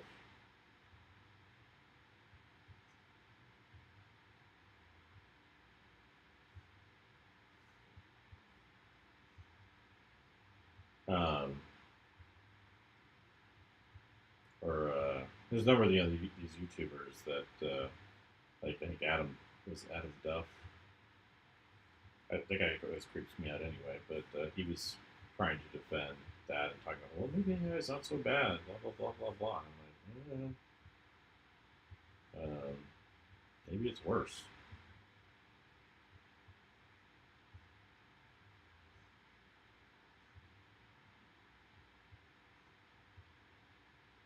But to me, it's just like it's a race to the bottom too, because it's a commodity product, just as like a chatbot, really, because everyone's using the same data sets, right? So it's Google, it's OpenAI, it's Microsoft.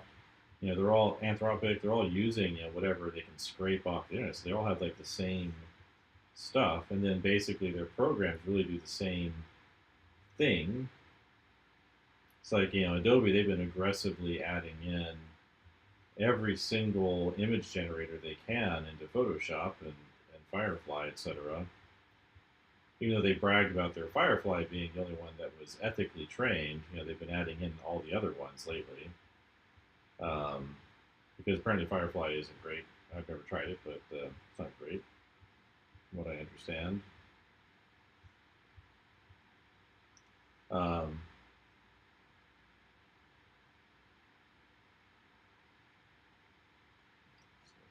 that last dial down to head up.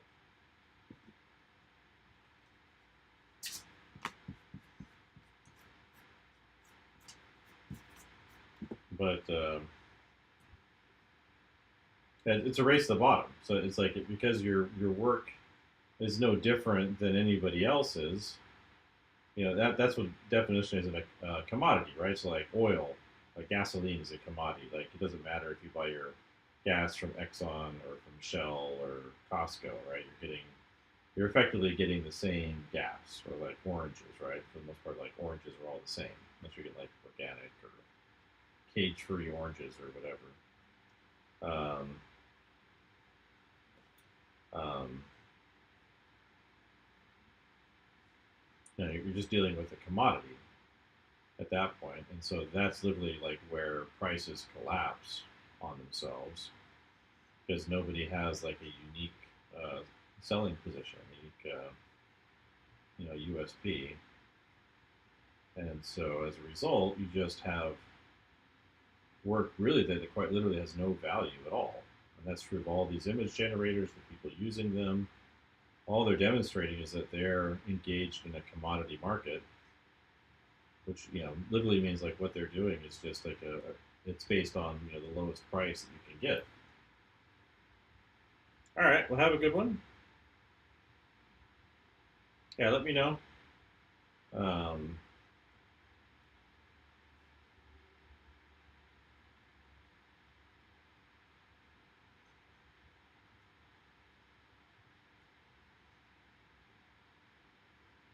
but that's the other kind of problem with it. Like it's like you're just demonstrating that you don't value the work that you do.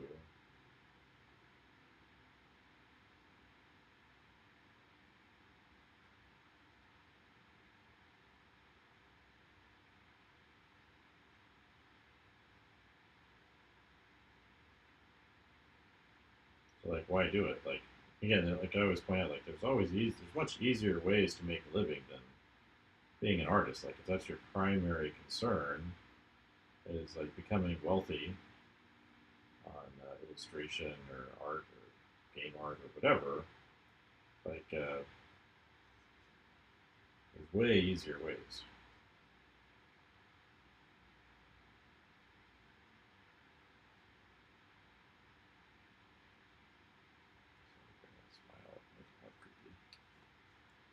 Like my original drawing better, but this has got to be put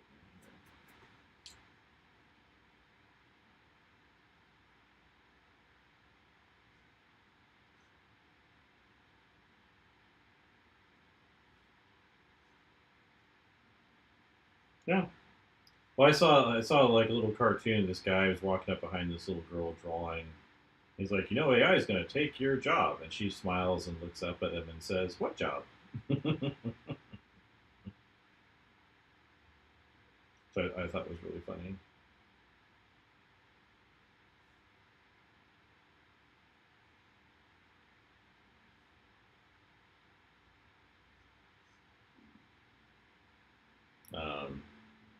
It's like, "Oh, what job?"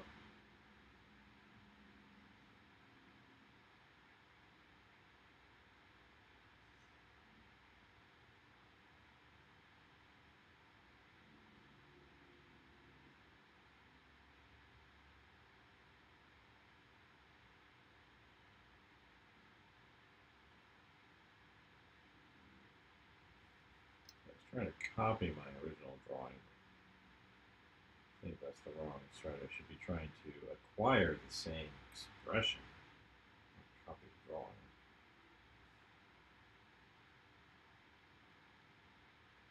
Give it like a nice creepy smile.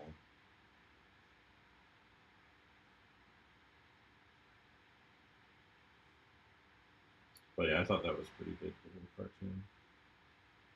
thought it was pretty funny. Good job. Yeah, but yeah, if you're looking for like, problem is right now is like with what people believe what's going on with AI as opposed to what's actually doing. It's causing a lot of market volatility, and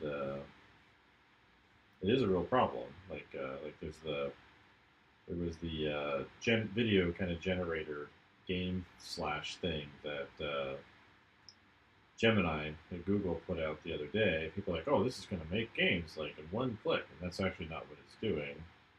It just kind of looks like it. It's really a video generator. And they've mostly been able to do those things. All they did was add like controls to a video generator. Because all it does is generate 60-second quasi interactive clips where you can kind of walk around and then you can export that as a video. So all you're really doing is you're just making a video clip with generative AI, which you've been able to do for a long time now, to one degree or another. And then a lot of them was like really obvious as to where, the video, the content was coming from. Like it's coming from Nintendo, and it's coming from Fortnite, and it's coming from this and that. Most people are like, oh, it's going to replace game design, game art, and blah, blah, blah, blah. And all these game studios are going to collapse. So there was a huge stock market crash in all these game studios. But the thing is A, again, it's really a video generator. It's not a game maker. And then second of all, if it's relying on all of this pre-existing data to be able to generate games, if all those game studios go away, it won't be able to get any new data. So, you played yourself. Congratulations, right? And if you want to use it after Google's charging to use it. It's like 125 or something for the first month or first few months, and then it's 250 a month after that, which sounds really expensive for having automatically generated interactive spaces. That's not to say like this generative AI stuff. Like it is neat. It's kind of a neat toy, right? I've watched it kind of develop over the last 10, 12 years. The different types of things that would pop up, but that's really all it is. Like it's a very neat toy that is extremely wasteful, very expensive to maintain and develop, without any clear path for it actually generating a profit that's useful for anybody who's making the tech. So an individual end user might be able to get something out of it, right? So like, if I sit down and I start generating, quote unquote ideas for what I'm working on, I'll definitely get stuff that I can maybe use, possibly, maybe. But, is it worth, electricity prices going up, RAM prices doubling or tripling, GPUs going up? All these things are skyrocketing in price, not to mention, the disruption of venture capital into these markets. Let's see if we'll narrow this up. We can make his eyes kind of look out.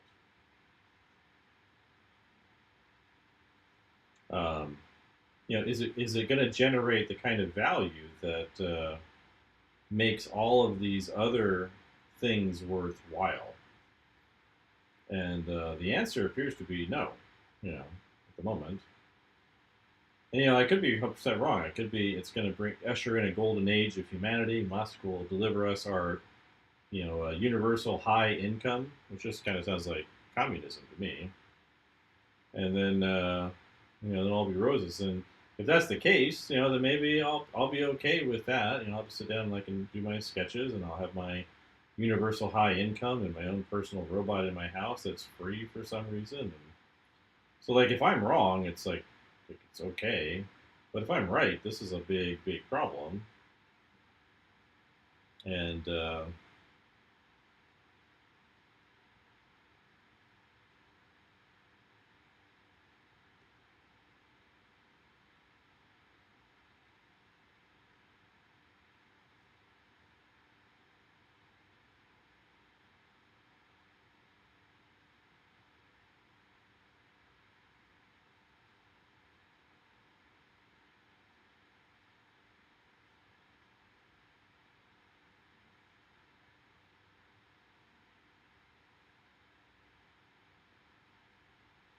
And if I'm wrong, I don't mind being wrong, but the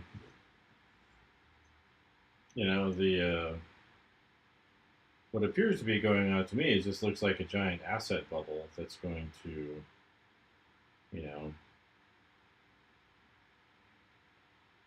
explode on everybody. Because right now it's like it's a bigger bubble than the housing market by like 4 or 5 times. The amount of capital flowing into these companies is just insane, along with the losses that they're projecting for the foreseeable future. Some of them are promising, some kind of profitability, in a couple of years, maybe, but there doesn't appear to be any real opportunity for that. And then the build out that they need to do for the infrastructure, the data centers and the electricity requirements that they have, it's like it's not physically possible. Unless aliens are going to start dropping nuclear reactors on us to light things up, like just what it's going to take to make it all happen is just insane. And we're seeing less and less kind of dynamic improvement. It's kind of settling into what it is. And you're hearing less and less of the boosters of it promoting AGI, artificial general intelligence, or human-like intelligence. So that's not what these machines do. They're token predictors, or token probability matchers, rather. And so they give wrong information all the time because it's just based on how things have been associated with each other.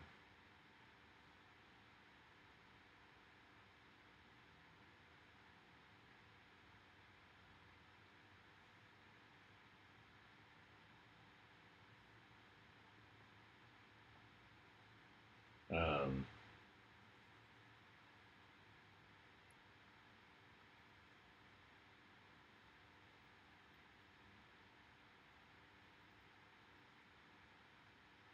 so, that's a problem.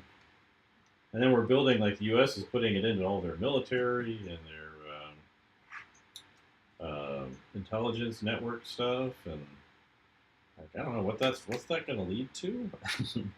Like, are we going to start lighting off nukes by accident, or worse, on purpose?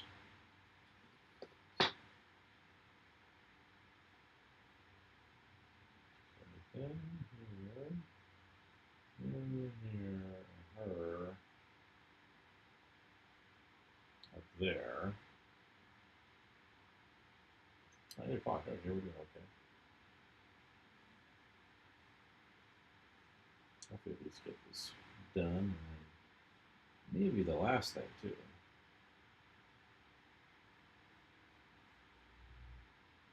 So they're walking away. Down here, so I have a little split here with the thing. Actually, I might do a little like time break here so they can leave, just like a little, and injecting like these little shots of landscape or other elements in here. Maybe that's a good spot for that.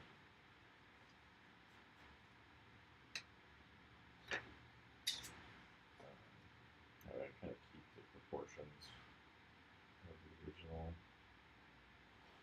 drawings too?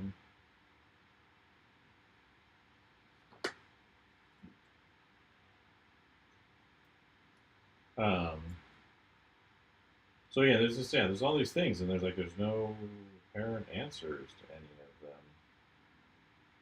So I am concerned.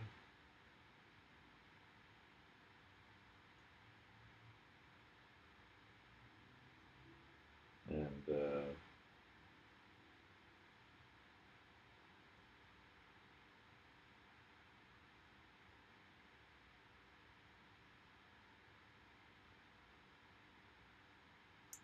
nature thing on here.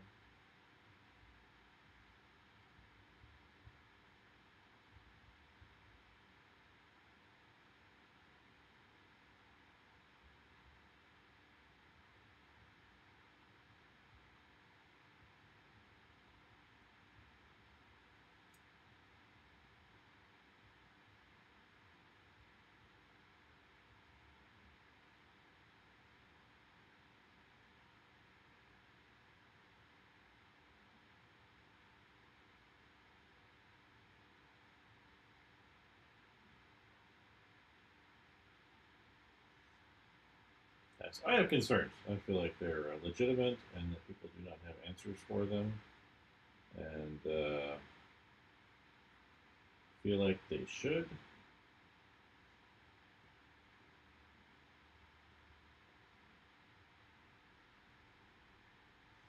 And it looks at me like I'm the crazy one. So.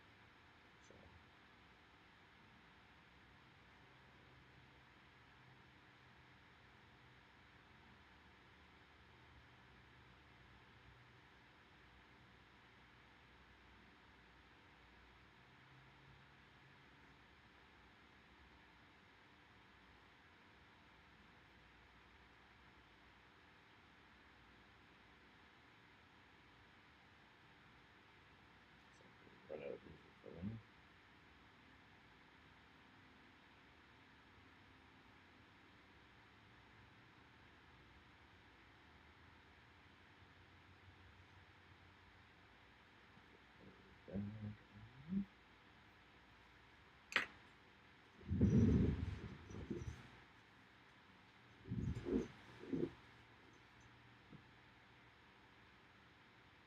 Subscribe.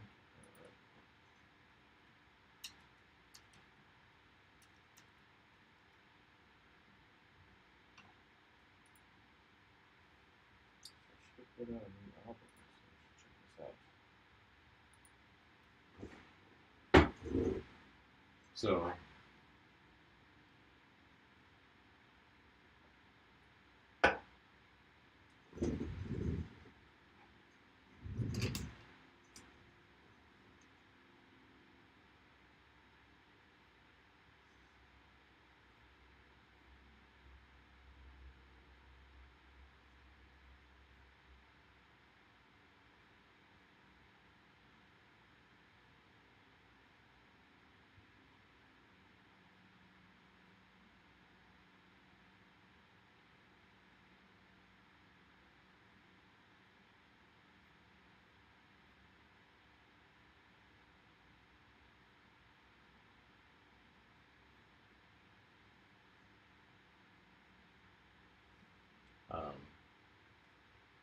Yeah, so yeah, I bring these things up, and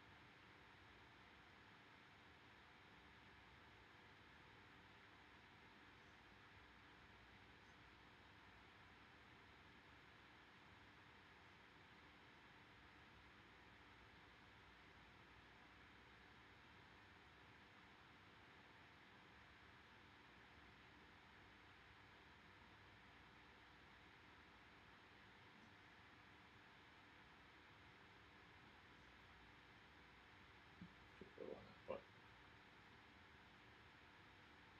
And then our little colony leader guys are down here.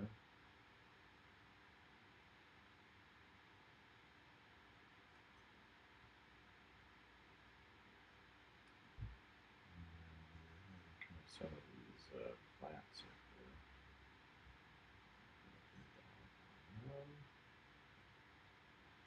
Walking off this way, and he's standing in the path. Right there.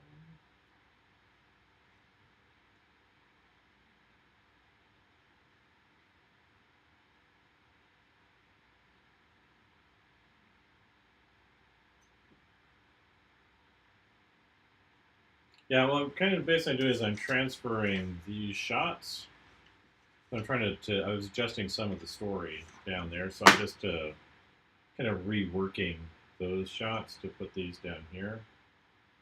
There was some story. I had some ideas after I did the initial lay-in pass with these rough drawings here, and I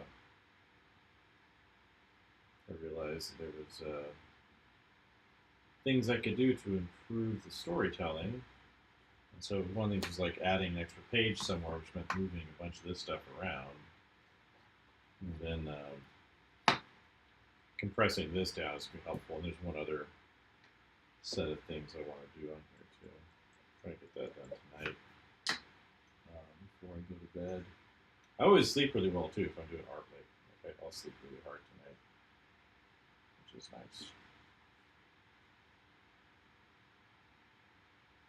And this is a little bit of a symbol here too. So like they're in this colony.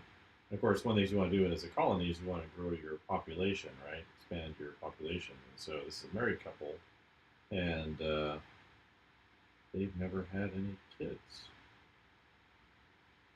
So she's putting on this bag, and it is like you have her stand here, kind of supposed to look like she's pregnant, but she's in fact not.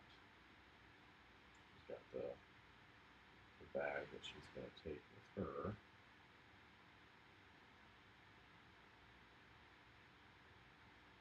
And then the house that they're at is also kind of separate from the rest of the colony, and they manage kind of a water treatment plant. And so they're kind of off by this waterfall that they collect the water from for the colony and purify it and send it back.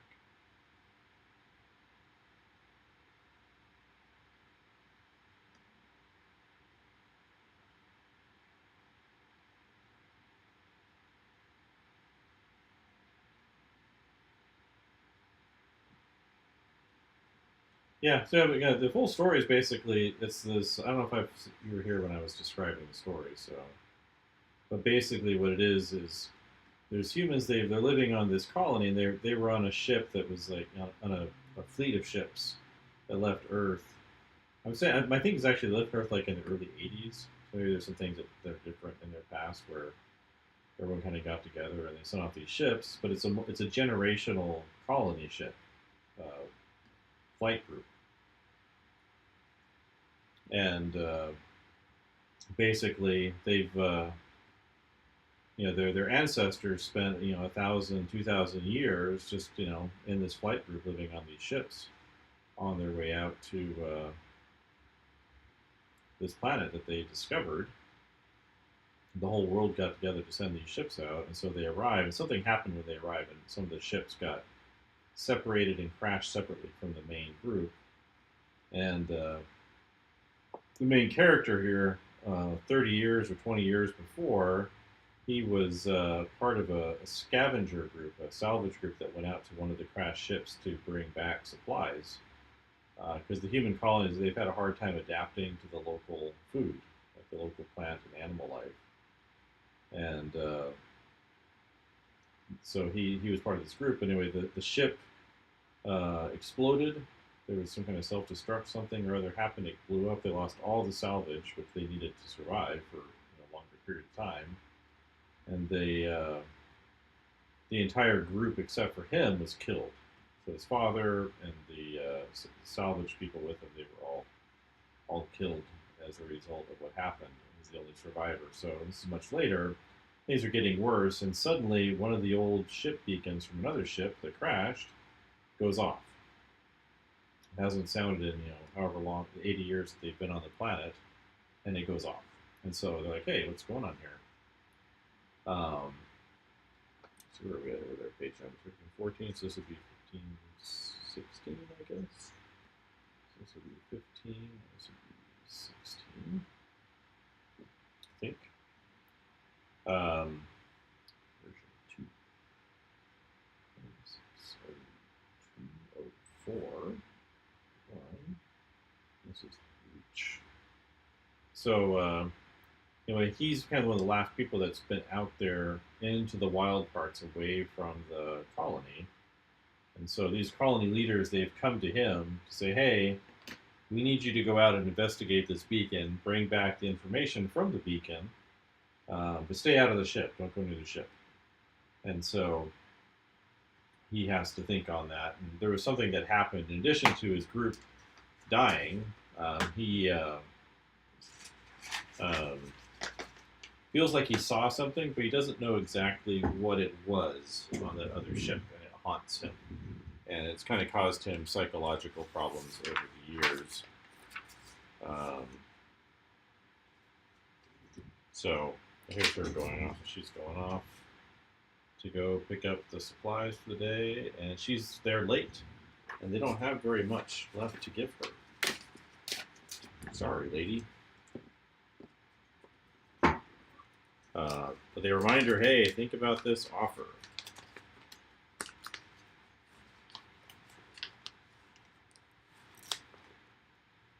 So, but I had some other thoughts I want to do on the ending here that are different too.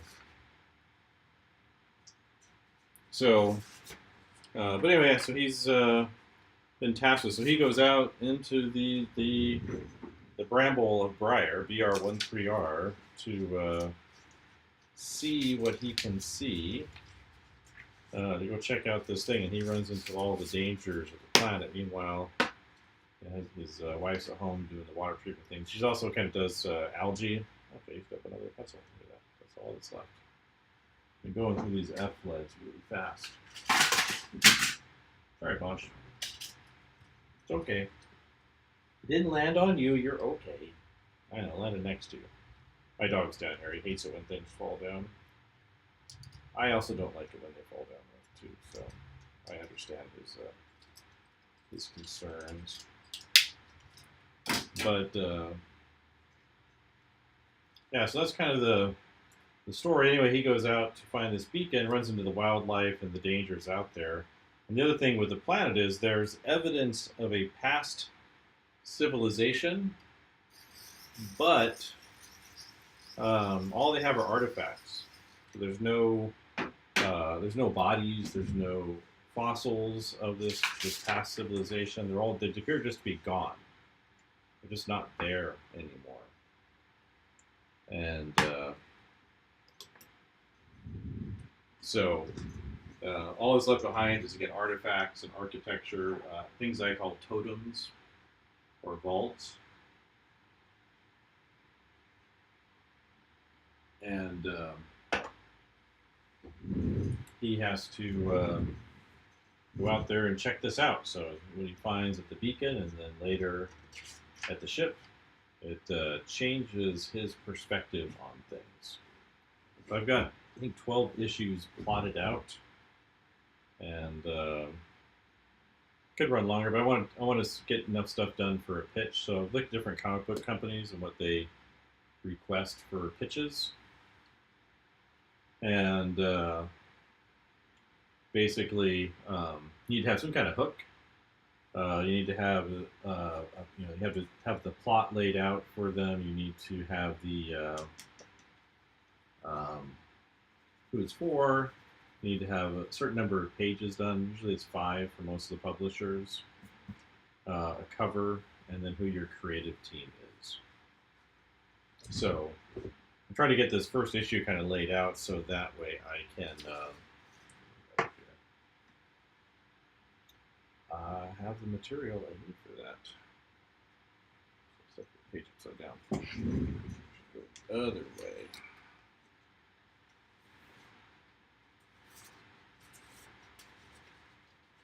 And that seems to be pretty universal for all the companies that accept pitch proposals. Probably start with Image. That's kind of where I think I'll send it off to first, and then kind of gradually send it off to other. I'll put them in backwards. This way. There we go. I'll confuse myself.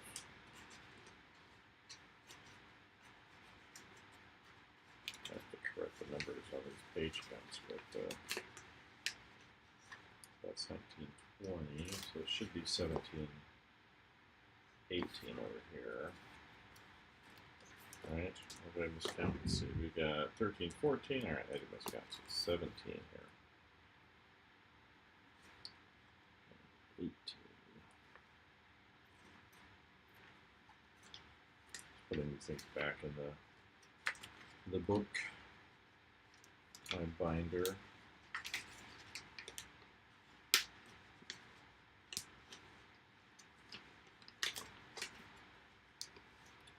But that's kind of my general story and proposal. I actually had a more complicated, longer story that's set much further in the future, where the humans kind of learn to integrate themselves with the planet better. Which I need some thumbnails. I made all these little worksheets for myself. I thought about putting them up for sale, but it's like thumbnail pages and things like that. So I think I should work out the thumbnail here first.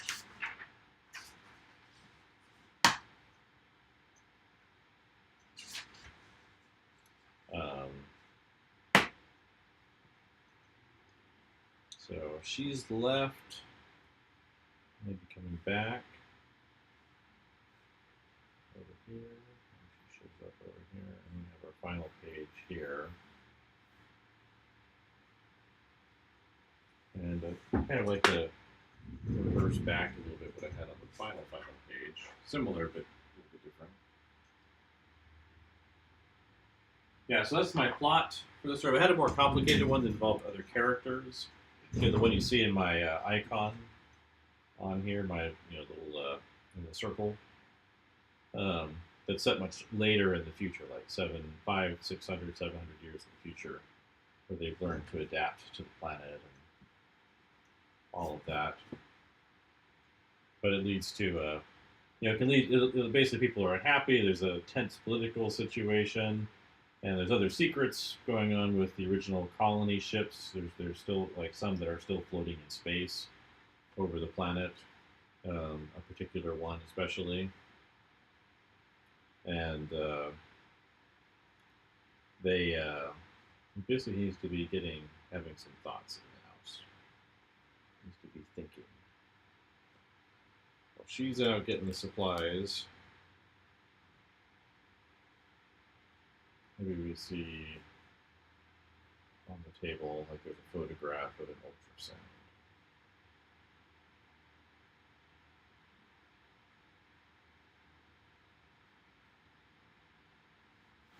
And I see pictures of them with those guys. I'll extend that across. There's like a ball. It's got like dust on it, or a rubber ducky or something like that. Some kind of toy, wooden shaker thing. Whatever kids play with when they're babies. Stuff they never got to use. Yeah. Well, I'm going to do it first, so there. But yeah, so we have the later one has this kind of revolutionary aspect to it. It was a story about the girl. She basically takes these people out on a trip to visit some of the totems, and they're all there kind of under false pretenses. So it's about this girl. It was about a girl that you see there, and then this guy who's a bureaucrat who says he's there to do a tour, but he has other reasons for being there. And then he's out there with his daughter, so he wants to bring his daughter along. And during the tour, they get separated, and it leads to some challenging circumstances.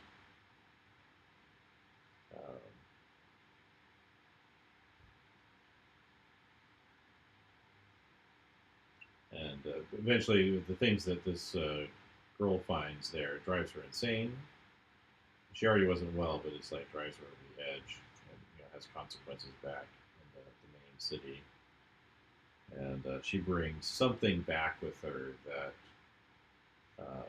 begins a chain reaction. among the planet and the people there. Oh, okay. Yeah, here's a. I was showing this earlier. Um, but oops. So this is like a scene of the planet. So there's like some of the creatures floating along, and then the planet itself is like it's a giant tangle of these like roots or branches or vines. Um, so that's the whole planet is like covered in them. There's landscape on them, and lakes, and waterfalls, and forests, and fields, and all that. So there's just this giant tangle, and it kind of goes deep into the planet. Um,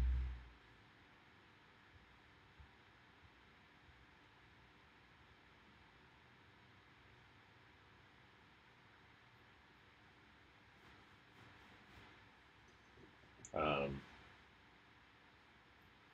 yeah, and so yeah, the other stories, it's much more involved. And I was like trying to limit it a bit more, and actually, I thought about putting these up for sale, like on Gumroad or something. So I've got these. I've got my rough pages that I've done, and then I've got the full comic book page layouts, with all the trim marks and everything. And then I also have like a story circle worksheet that I made too. And I thought about just like putting that out as a little kit. So we'll have our hero here. He's holding some of this stuff. He's like looking around.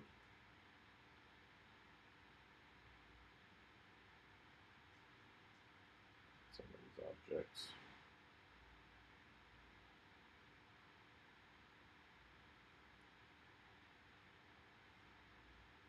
And some wandered off. There's the mirror over here. We all need shuffling in there. Just go from here. I can look this way, stuff, and then he's looking this way. We kind of move them visually. I'm trying to use like their eyes and their head moves, like move them looking different ways. You can look out the window and there's like something out there. And then we cut to him. See the back of his head here and here. He's looking at his messy hair and rubbing his hand on the other side of his head. And then we have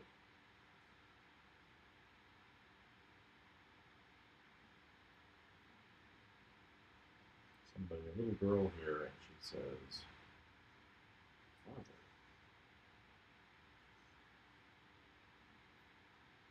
And then he just kind of looks sad.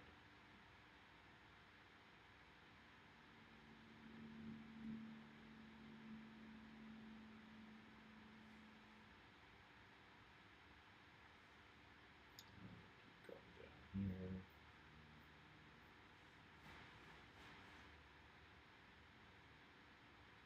Cut to him shaving, however that's supposed to look.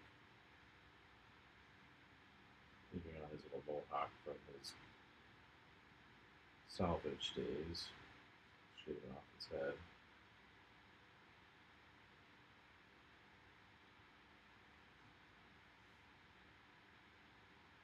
Ready to pull back. See a nice clean shaven head.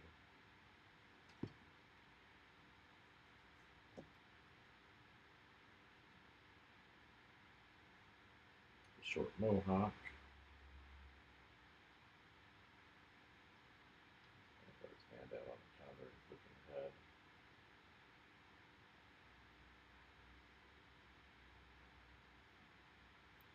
Forward.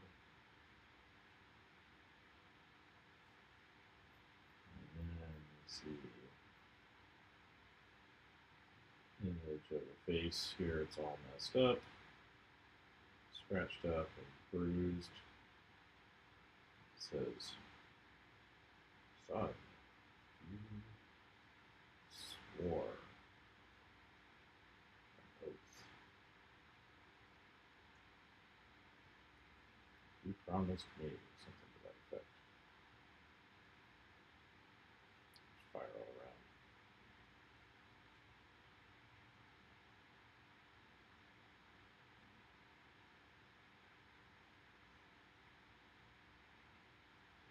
I can at least get this thumbed out tonight, and then maybe I can do the rough for this in the morning.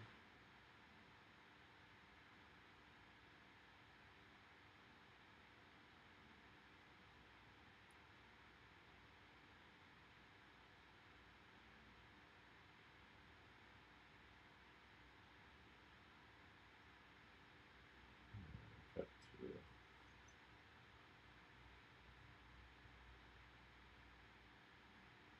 to their first priority as a colony member is to the colonies. They're to help survive the planets. They have like a hierarchy of promises or oaths. And so the first one's to the survival of the colony, in exclusion to themselves, right? Their own interests, their own concerns, their own fears. Their first concern, their first oath, is to the colony, then it's to their family, then it's to their personal families, and then it's to themselves or whatever, because they've been in this multi-generational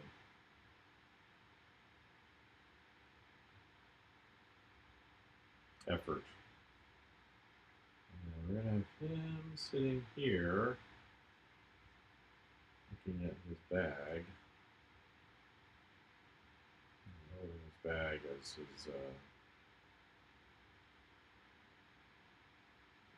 on the ground or something. As the wife comes in.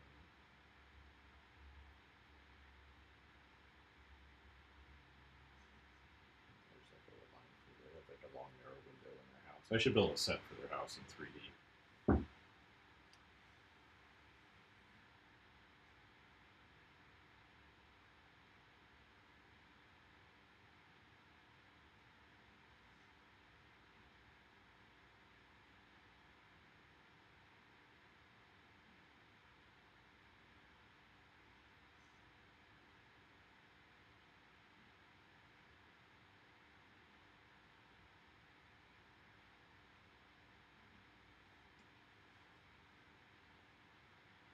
Holding the bag, and then we'll cut to the outside shot that I've already kind of done. I think I'm going to rework it so that he's. So before I had him just like shears walking back, and he's thinking, coming out to look at something. He's pulling out these rags. He's got a toolbox. His him shaving his head, him working on something. Her coming back being sad. He's sliding down more happy. And then the next shot is this of this lighter out there. I think I'm going to do this to have it covered up. So that way it's sort of a question mark. So we're going to have the glider here.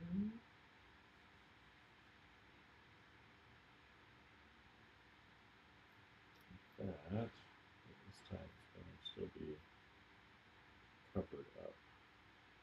I actually built this glider in Blender. It's not finished or anything, but it's kind of roughed out. So I'm going to have it all kind of here on this little tarmac, wrapped up instead of the open view I have here. I'll throw some tracing paper over that to do that. And then you're outside looking at it. Probably maybe like another separate panel here where they're kind of looking at it from the side. Whole thing. I'm standing here looking at it.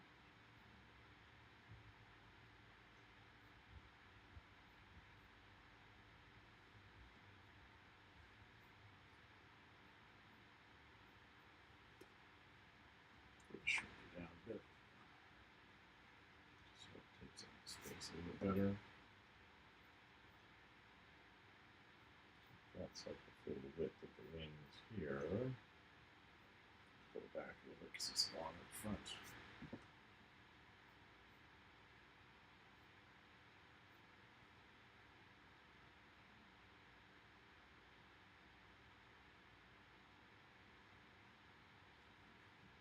Sure it'll fit on the page. And I can be standing here looking at it. And it's covered in fabric and tied down.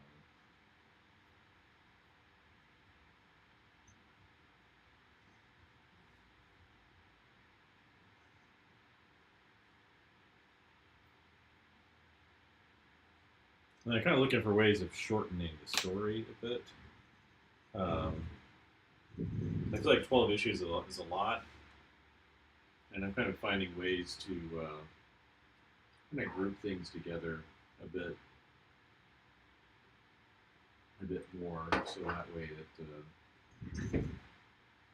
kind of picks up the pace a little bit more. And I want to have kind of a B plot with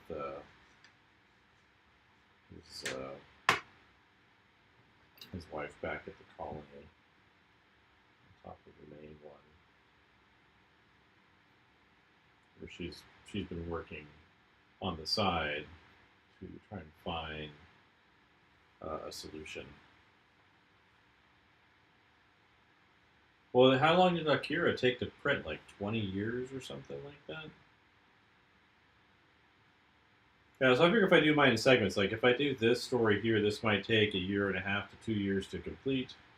And then the other story I mentioned before, it's a shorter story, I think, that initial one. And the one that follows up, it goes from her bringing whatever that is back to the revolution thing to the the things that happen after that. There's a major event that connects them back home. And so, like looking at the overall project, it could be like a 5 or 6 to 10 year project to complete if I do it all the way.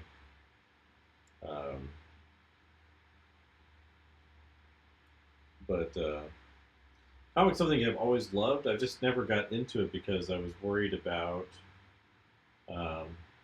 money, actually. I learned when I was a kid, when I was reading, the X-Men #1 and Uncanny X-Men 281, I didn't know anything about royalties. So, when you work in publishing, usually you get paid a certain amount up front, and yeah, so if you chunk your story into something smaller, usually it's better to do smaller stories anyway, from what I understand. But anyway, I didn't know about royalties. I just knew about the page rates. And I was like, those are the page rates? That's awful. Like, who can live off of that?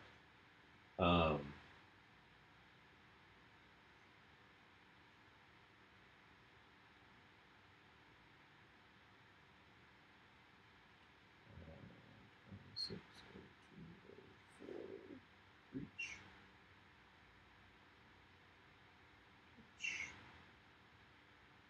Something I need to put my name on there because I'm doing all the work. But I didn't know about royalties, and so what the payment the artists receive when they do their illustrations or they write the story or whatever for Marvel Comics is they're actually receiving an advance on royalties. I didn't know how the illustration business worked. Turn that up. There we go. That's going to fit. And so I was like, when I found out like Jim Lee was getting $150 a page, I was like, that's outrageous. How can you live off of that? Like, that's no career. So I kind of put comics out of my mind, not realizing that that was only a small part of what he was getting paid, because they were publishing millions of copies. The standard comic book back then, if you published less than 100,000 copies, so if you sold only 100,000, like they were looking at canceling your project.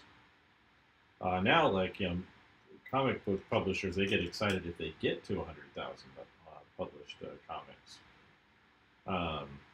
Yeah, but I didn't know anything about the royalty side of things, how much these guys were actually getting paid as comic book artists. So like Jim Lee and Rob Liefeld and Mark Silvestri and Todd McFarlane and all those guys. Um, and but you know, what do I know, right? So I kind of backed off of it, but I've always read comics and loved comics and all of that. And so as I kind of the last school I was at Ringling, part of my job was like to teach storyboarding and storytelling, and because the major I was working with, the motion design major, um, basically they use a lot of those cinematic storytelling techniques, and it kind of got me thinking about comics again. And of course, since I learned about royalties a long time ago, but I didn't know how they worked in comics, and I've since kind of found that out. And so I'm like, oh, well, that actually kind of makes sense. You're gonna do a project like this, you want it to be able to finish it, right? So if there's no oops, I don't want to go that high up on these. If there's no money in comics, then it's like well, you can't like really finish your project, right? You can't really start a project and then anticipate its successful conclusion. Put these lines here at all. You can't do it sustainably. And right, it's a tougher business now. If I look at my old comics, and there's all kinds of ads in them for like cookies and video games and cartoons and all these other things, and most comics don't really have much of that anymore.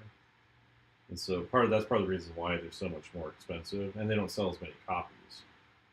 And so they've dropped the ball in a lot of ways. Manga's doing really, really well. And there's no reason for comics to not be doing well, but the major publishers seem to have just like lost something. I know that new Batman series has been doing really well, the Absolute stuff, but that seems to be holding up the entire comic book industry, which isn't very healthy. Like I think it was 15 of the top 50 books last year were all just issues of that. But congratulations to that team. That's pretty amazing. It's not my cup of tea. I've looked at it a bit, and I'm like, eh. But I get why it's popular and why people like it. And I guess that's okay. It's not for me per se. Um,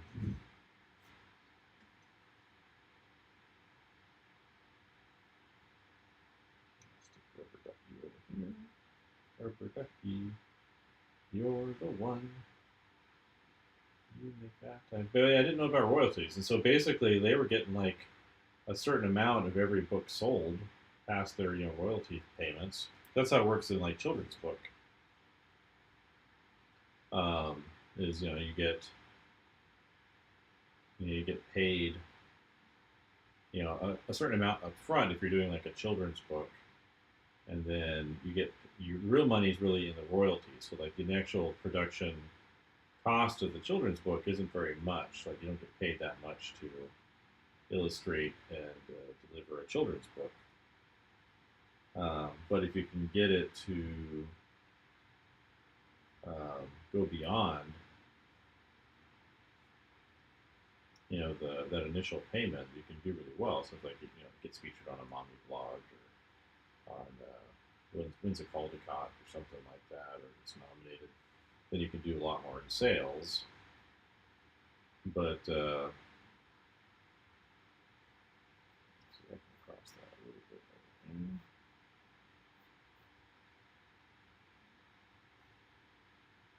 So anyway, that was kind of my thinking back then as a kid, teenager. I'm like, oh, well, I can't make any money doing this, and I didn't realize just how much money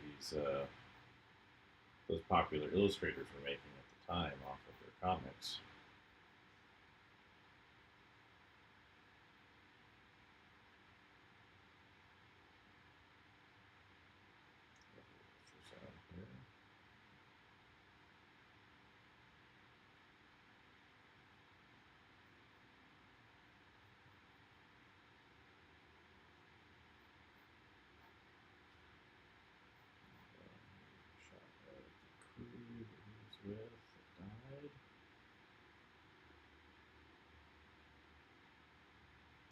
ball. The rattler, right? The rattler over here.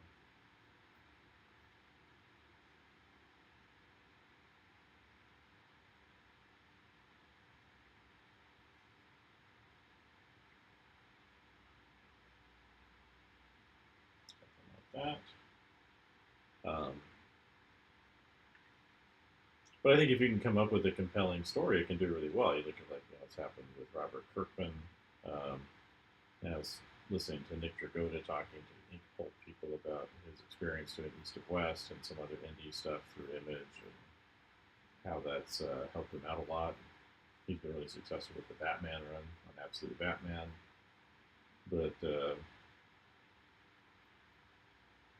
kind of toy thing back here, blocks or something.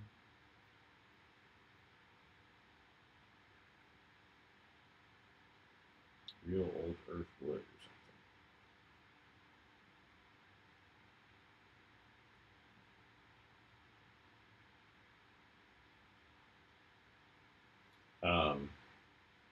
So that's ever since I learned that, understood that what was going on. So, well, maybe if I can tell a really compelling story with really interesting characters and really emphasize things looking really attractive.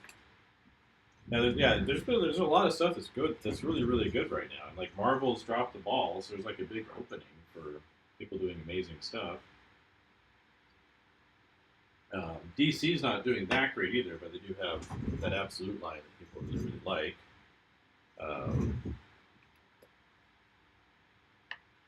So so I think there's an opportunity kind of in the void where you make things happen.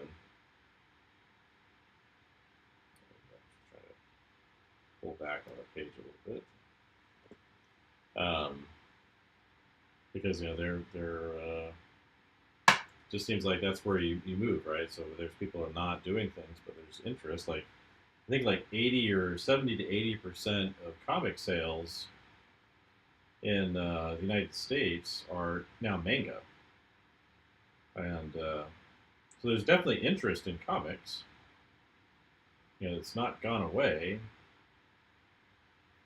um, but the American comic book companies just aren't producing things that are of interest to general audiences. It's like my nieces and nephews, they read comics all the time. Young adult comics, put out by Simon and Schuster or whatever.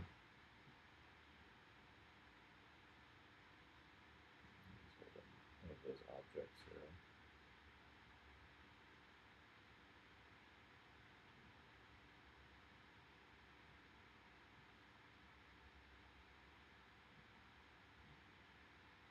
So if part of my design thinking here is trying to think of what would look really good and be popular. What are people interested in?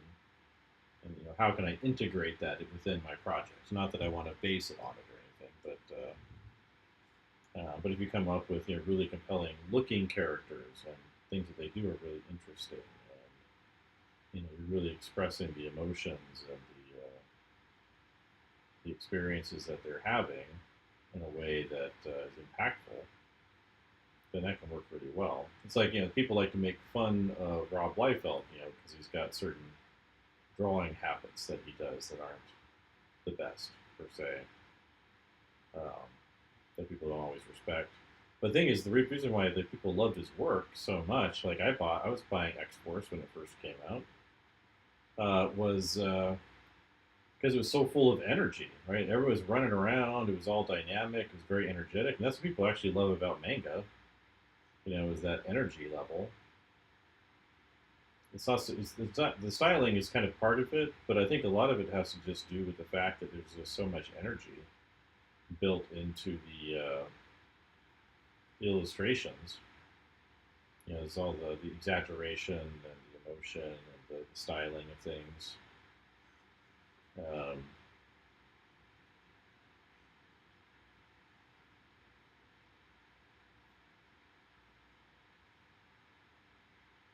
I think that makes a big difference for how things get received. Yeah. It's like, you know, like I didn't really buy much of his studio stuff. I was more, you know, I was a big Jim Lee fan, Mark Silvestri, you know, when Travis Charest or Charist showed up, I was like, who is this guy? I watched him improve on those Wildcats books. Still look back at those, or, you know, reading Gen 13. That was the stuff that I was mostly reading at the time. Some of the stuff I wish I'd picked up. What's funny is actually you can pick up a lot of that stuff for really cheap. Because they publish so many of those books, they don't have any kind of rarity to them. So you can actually pick up like a lot of the old Image stuff from the '90s, really, really cheap on eBay or from your local comic shop. Um,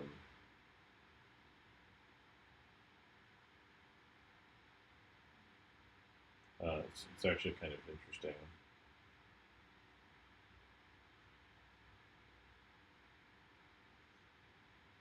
Um, like I could pick up all the early Cyberforce stuff from my comic shop for like $30. Yeah, I pull it out all the time. Like I pulled out. There's this issue of Wildcats. I think it's out here. Might be in the other room.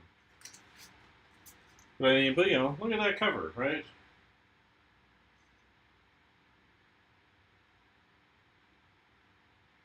I mean that's intense. But there's the previous issue. I think it's issues five. Well, the issue five. It's like the prequel to that story. Jim Lee does two 4-page pullouts in there, where it's like it's 4 pages of comics in there, and there's two of them. And on each of them, so there's two sets of those. On the first one, it's two figures, you know, flying across the screen, and then the other one, there's two more, right? And then there's like, you know, regular pages on the other side. Um, but that's in the other room, actually. I was looking at that. Um, or the flashback sequences before they meet Omega Red in the X-Men comics, you know, just before he left.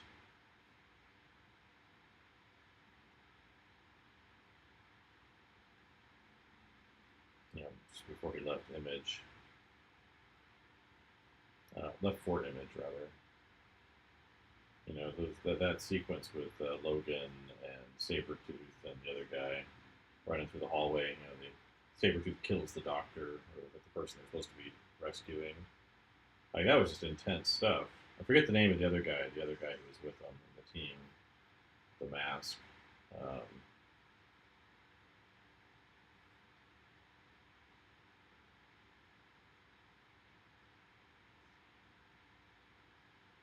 Um, yeah, and I remember the Image thing being really exciting. It was like, wow, these guys are showing it to the man. Like they're going out on their own.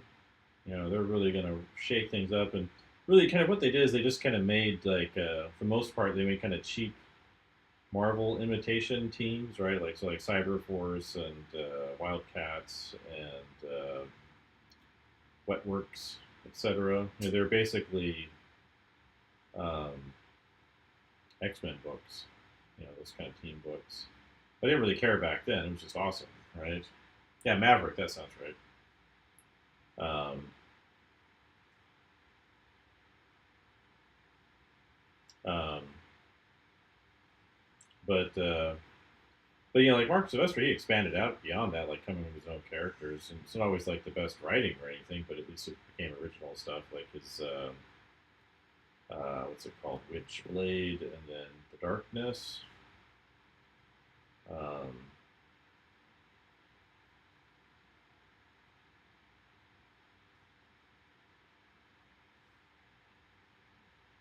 and then Spawn, of course, is pretty original. Though I wish he'd kind of stuck with the original Spawn concept, but he I guess couldn't give up the original character. Um, but you know, Spawn I think was pretty original. I like the countdown timer thing. Um,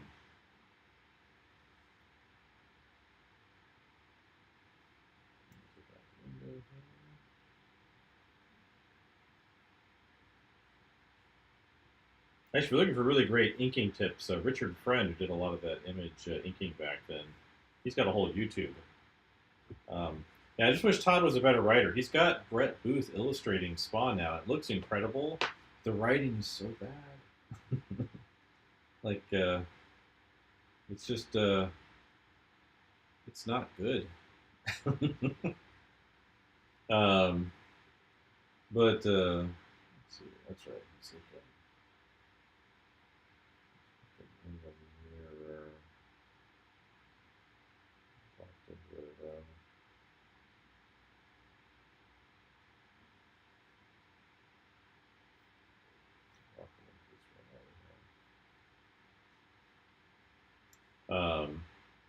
Oh yeah, yeah. He did a lot. He did a lot of inking back. You know, probably still does, but he did a ton of inking where he, he would ink, early Chris Bacalo stuff like on Steampunk. Um, yeah, there's all the delays. I remember in the Wildcats ones, there was really a really long delay from Jim Lee, and he wrote like a long kind of apology in the book. I think he just got tired of making comics. Really, he's done stuff occasionally for like DC, like the Hush series, but yeah, I kind of get the feeling like his heart isn't in it as much. Just in kind of looking at the kind of stuff he does. Um, yeah, a lot of them had like Wetworks. I don't think did Will Portatio ever even finish Wetworks? Um,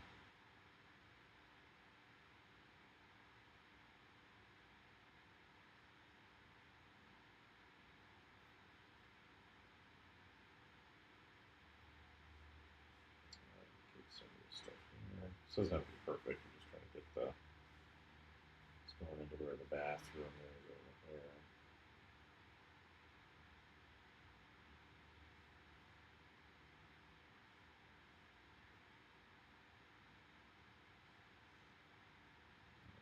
Like a toothbrush or something here. Bathroom stuff.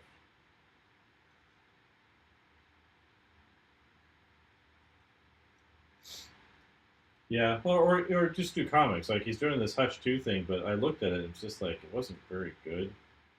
Um, like I wanted it to be awesome, but the thing back then too. Remember they were all like in their 20s. Like Rob Liefeld was like 22 when they started Image or something like that, and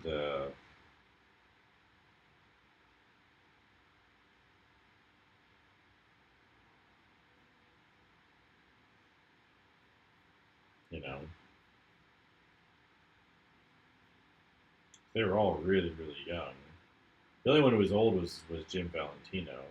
Rob Liefeld's been doing interviews actually with a bunch of the old Image guys. So he had like a long one with Will Portatio. He just did one with Jim Valentino. There's some interesting stuff in Jim Valentino's where he's talking about because he became the editor, stopped doing comics really, and became like their creative guy or whatever. And we'll do the Foggy here.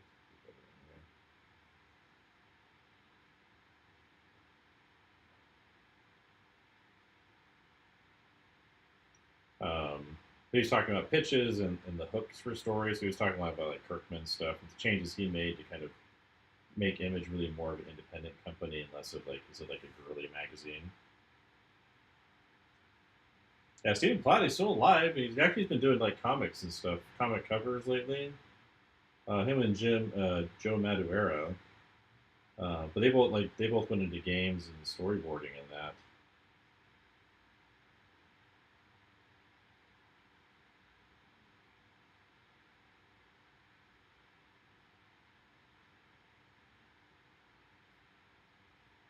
Um, but Platt and but Madureira, they've been started doing comic book covers for people all of a sudden. Um, yeah, yeah. Rob has his own podcast though, so he's been interviewing like a lot of the Image guys. He did Will Portatio, he did Mark Silvestri, and he did Jim Valentino in this year. Conversations. Wilson's was funny because he wanted to just keep going. Um, like he was ready to like talk for like 3 more hours or 2 more hours beyond what Rob had allotted for me. I was like, "We need to kind of bring it to a close here." um, but he was there. He was really dishing out some. They're all dishing out like dirt on Marvel, which is really funny. Kind of what they didn't like about it, and the response when they went into Image, and the treatment they were given. Um, Marvel was really butthurt about them leaving, which is funny because they brought them all back like a few years later to do that Marvel relaunch stuff. Sue Storm got that window top from Jim Lee, which was really funny.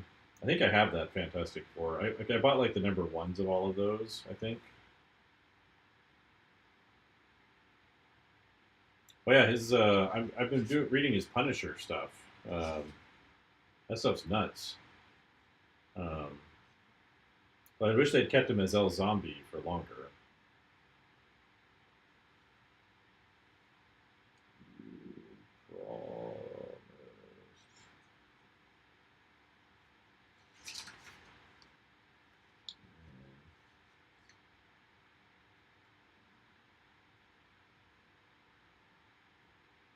I haven't been surprised.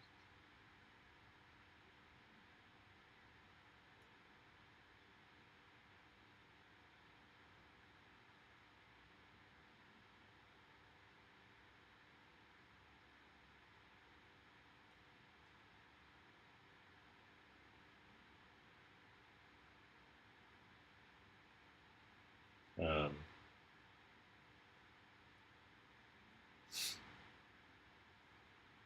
One thing I thought was weird about the Absolute Batman stuff is what's his face who's been doing it. He's been doing it digital. Excuse me. And as popular as that series has been, like he can't sell originals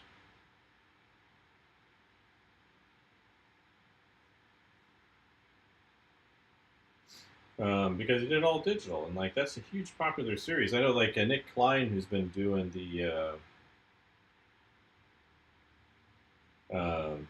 Incredible Hulk series, is really good right now. The Incredible Hulk and now the Infernal Hulk. Like he sold the entire first issue's artwork for the new series. That's what someone told me he's doing it digital, so I wasn't 100% sure, but I haven't seen any original pages. I think Dragota's doing it all digital. From what I understand, and I guess Eric Canetti, the one speaking of Inkpulp, like he's picking it up. I guess picking up the series, and he works digital. He's been doing all the pages digital. I just feel like that's like for a year's worth of comics, it's like could be a couple $100,000 they're leaving on the table there.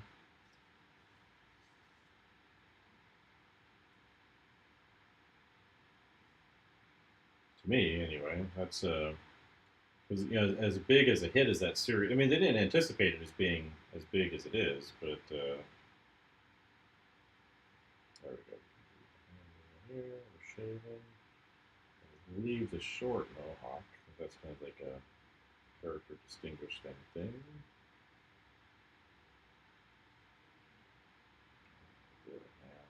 Here.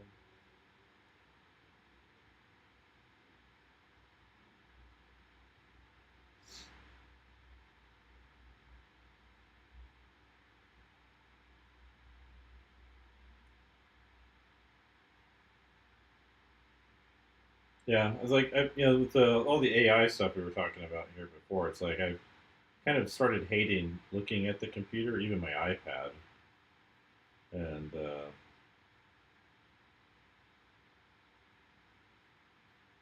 um, but like I know Ryan Otley, he does all of his layouts like these. He does them all digital on his iPad and Procreate. Um, I'd probably do them in Infinite Painter just because it's got some additional tools. It actually has like a panel drawing tool in there, which is really handy. Draws like panel lines. There's a lot of cool stuff in Infinite Painter people aren't aware of, but I thought about doing all these layouts in it. Maybe I should try that. Just give that a try for the next round of stuff. The next one, do all the thumbnails and then the layout's all digital. but you know, not anyone's going to care, you know, about my originals as much. But you never know. And plus, I like working with ink.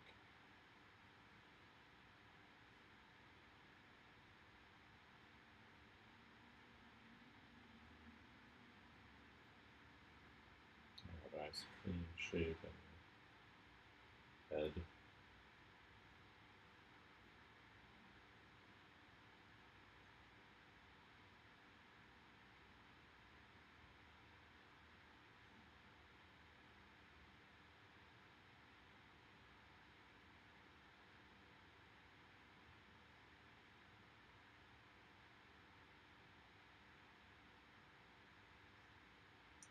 Face of grim resolution. So he's decided to go out into the wilds of briar, into the bramble.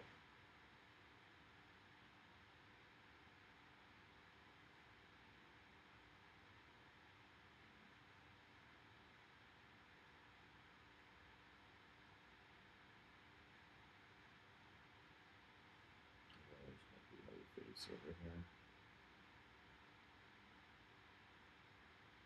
Put his hand on his head over here.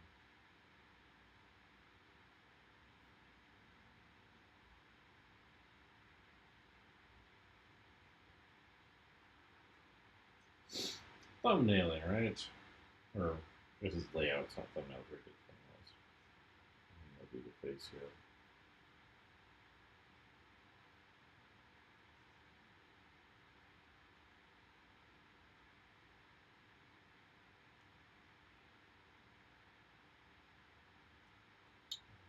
Little kid.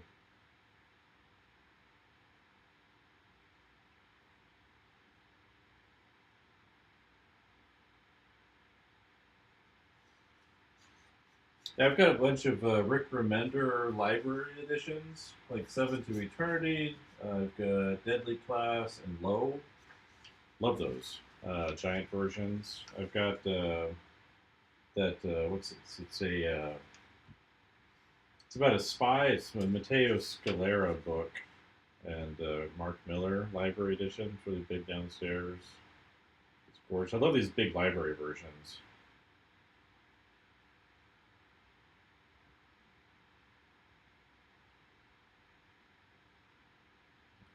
Cross-eyed. Yeah, there's a James Warren chapter like in the middle of it where he takes over. Not James. Is it James? It's not James. It's Daniel. Right? No, it's not Daniel. It's what's his name? Um, but he did like I really like that. Oh gosh, his Rumble series that was really great. I've got some Danny Warren Johnson. I kind of half like a lot of the stuff. I like the art that what's his face Sean Murphy does. Sean Gordon Murphy. I'm not always a big fan when he's writing it, but I do like his art. Like I've got like the Scott Snyder, The Wake, and Tokyo Ghost. But Danny Warren Johnson's great. Yeah. Um, but what else has been really good that I picked up? I love picking up these hardcovers. I like Punk Rock Jesus because it's all black and white. Um, but it's really clear, like Sean Gordon Murphy really hates evangelical Christians. He is unsympathetic towards them at all in that book. But it's all black and white. It has like all of his layouts and thumbnails and a bunch of process stuff in there. And the other interesting thing about the Punk Rock Jesus book is you can actually see him level up. I'll grab it here in a second, but um,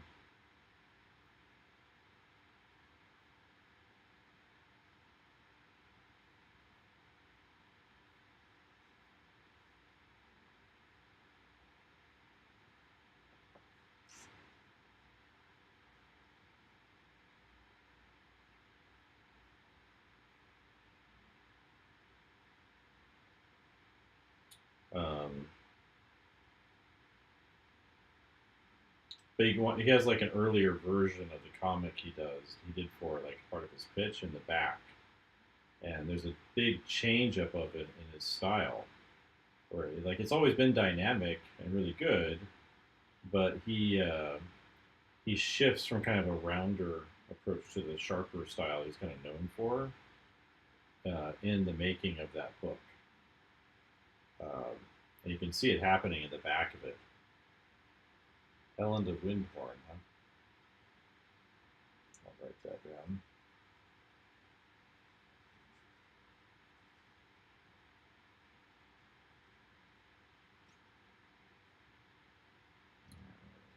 I might, try and make these shots more dynamic. I'm just trying to get the info in them. And then cut to a shot of him. See down and share. Just putting stuff into his bag.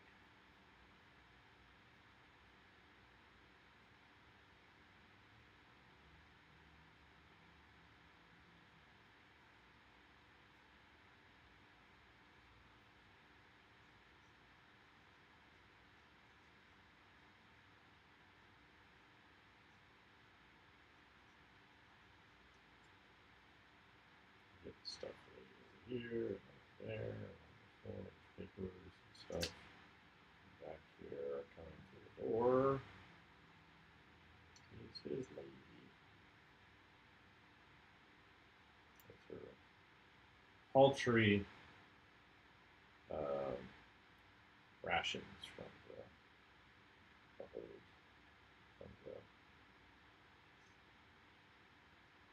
And people handing them out were the ones that were the ones that they were just meeting with too. Yeah, so these are all layouts. So it's just all small scale stuff. So page to page. And that's why I have my thumbnail pages set up too, so they're always facing pages. Actually, I have a newer layout where it's got 22, full comic book on there. So I can see it all kind of on one page. So when I planned out this book, I put all on that page. And as I started to do these, I would move stuff around and that, but it was nice being able to see it that way. And then next one to do is this thing, redo this page. So got sheet for that one there. Oh, this is me. This is the redo for that. Put that up here. And do I have another sheet? I gotta print one out.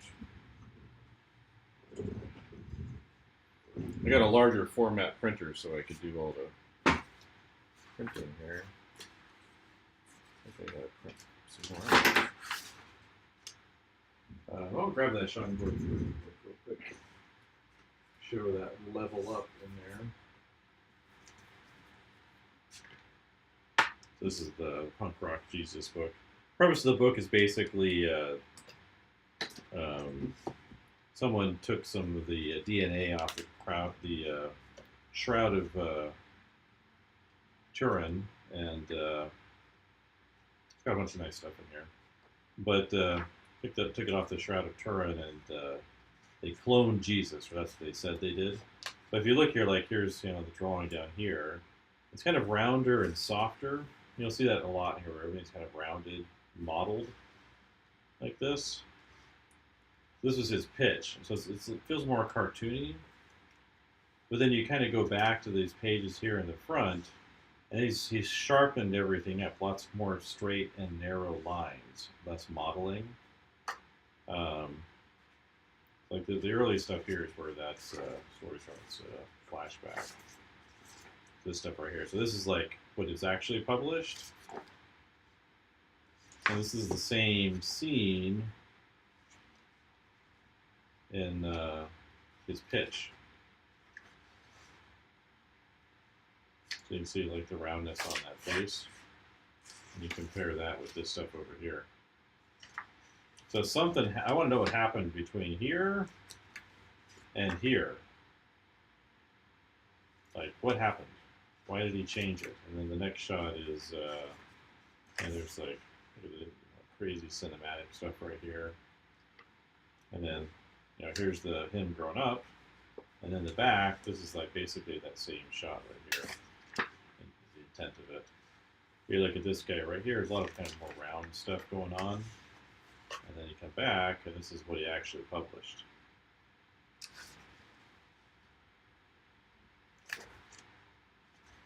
But that's pretty much the same. I think he kept that one actually. But you kind of look here, this stuff, and this is kind of rounder. Feels like it's more trying to be more realistic or something. You look at that face over here, that's the old one. And then this is how she looks over here. But it's a nice hardcover. It's got like, this is what's nice because in the back, so you've got, his original pitch. He's got, let's see what we got. Look at that.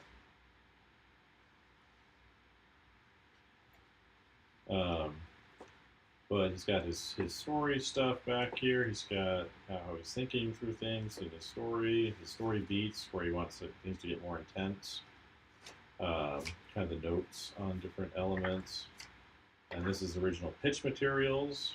So that's really nice to see in here. I was just looking at that. Characters stuff. There's his character designs. Yeah, so like that's saying, it's like you look at the pitch stuff, it's rounded and more cartoony. If you can find like his older stuff, it's that rounder, more cartoony thing. And then something happened. He just went super sharp. But it also has like all of his pencil layouts. So the kind of things I'm doing right now, of course, he's doing them. These are actually small. These are like probably half the size I'm doing my roughs in. But they have like, I think it's almost the whole book, I think, is in here, or a good chunk of it, first few issues or something. But it's all these layouts. And then pencils. This is what his pencils look like. And then obviously the whole book's black and white, so it's just inks, and these are sketchbook things. But you can see how like this earlier thing here, this almost looks like this is out of Powers, right? Looks like Christian Walker. But something happens where he was working on this book, and he leveled up. And there's the more cartoony style down here. And then this is kind of more of what he actually did in the book. Or some test pages for it. But you can see how much cartoony it was over here. And then what he ended up doing. So something happened. I don't know what it was. I'd be curious to find out. Yeah, 'cause this is super sharp, right? Super mechanical and sharp. Super clean, dynamic. The other stuff is good, but this is like something happened. And I have no idea what it was. I'd be curious just to find out like what changed, why he shifted. Where he just, one day woke up and it's like you get that epiphany thing, right? You're working on something and one day you wake up and you're like, hey, you know what? I'm going to do things this way now. And see if I find some tracing paper. Do this last thing. Tracing paper is super big. My dog, he wants his evening yummy. Let's call it that. Avoid getting me in trouble. And then marker paper. I've got smaller tracing paper up here somewhere. This stuff, I don't think that stuff very much. Got some over here.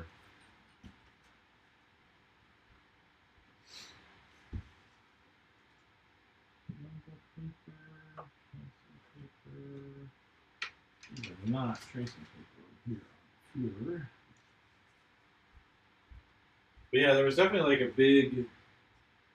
big change. Something, some conversation, some sketch. Oh, there we go. There's the tracing paper. Something definitely changed. It could be, like I was looking at, actually it might have been Zafino I was looking at, Gerardo Zafino the other day. I found like this really great Conan in the trees image by him. I was like, that's really cool. I need to have that up while I'm working. But yeah, because like the style change for Sean, it's not like a dramatic change. Like it's a very subtle change. Like the way he draws is all there, but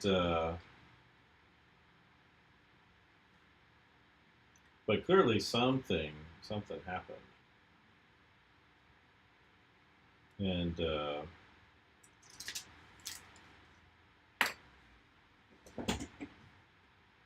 yeah, like there was just some kind of moment where he was like, wait a second, I should be doing things this other way,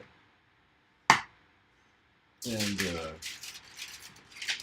I'm glad he did. But I just I've always just wondered what it was. So I know like the ink pulp guy, what's his face, Sean. He went to SCAD with him and to get their master's degrees or something. But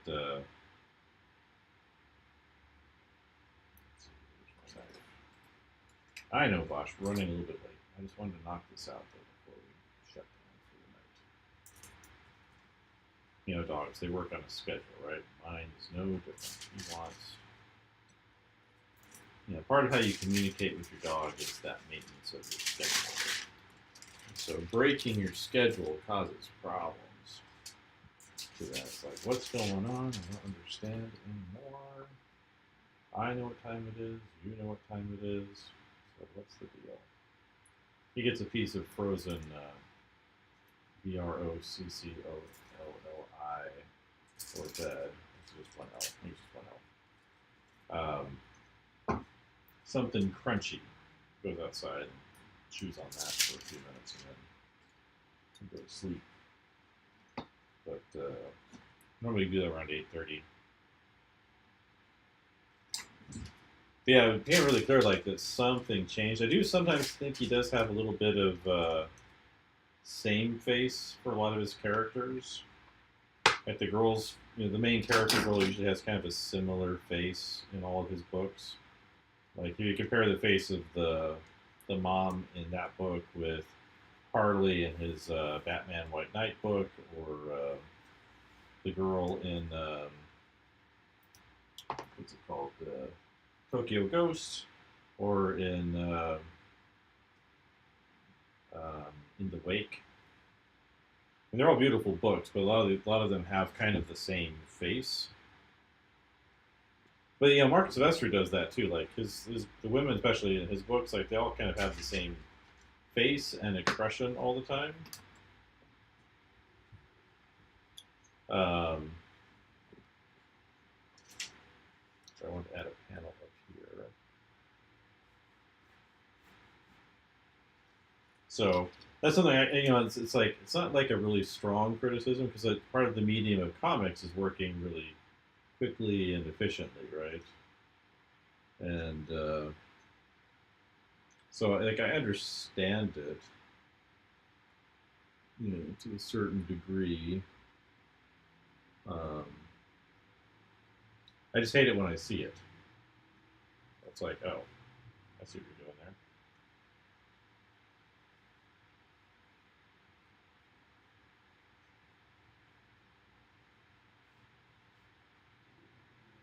I'm gonna put the silhouette of the ship up here. It's like an isometric thing.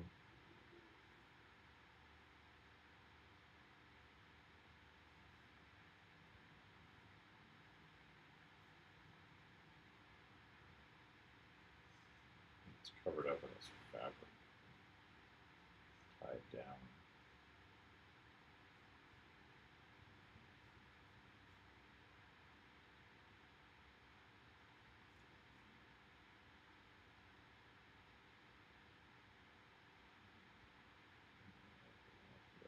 Look at it.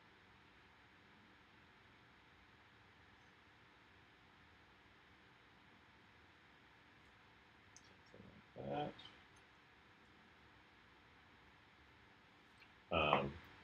It's like I've got the Batman Joker book that Mark Silvestri spent a long time making for DC, and like there's a lot of really great stuff in there, but there's definitely that kind of same face thing going on.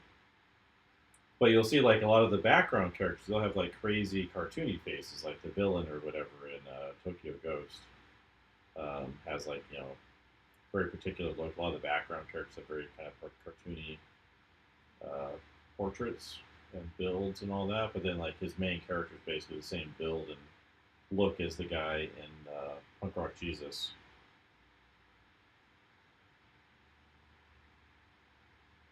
Oh yeah, the way he draws vehicles is incredible. There's actually a few YouTube videos out there where he's talking about how he does it. And he says a lot of what it is really it's the proper turning of the wheels in the wheel well.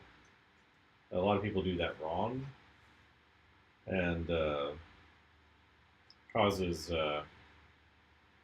causes it to kind of not look right.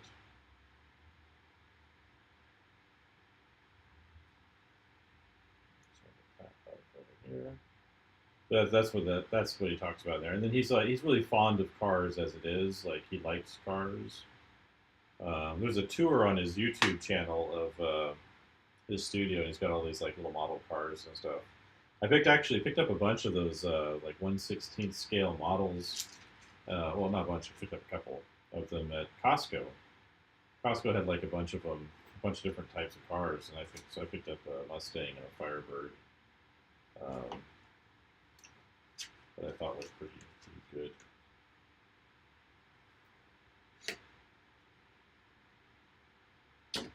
Yeah, which is great.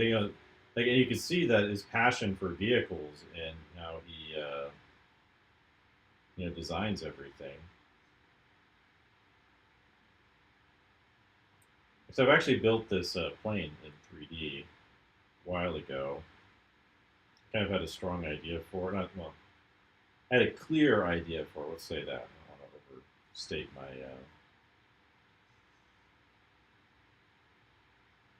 So let's type down here. It's got this fabric on it.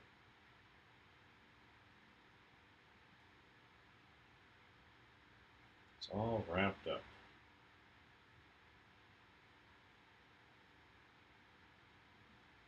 Things are actually longer than the panel here.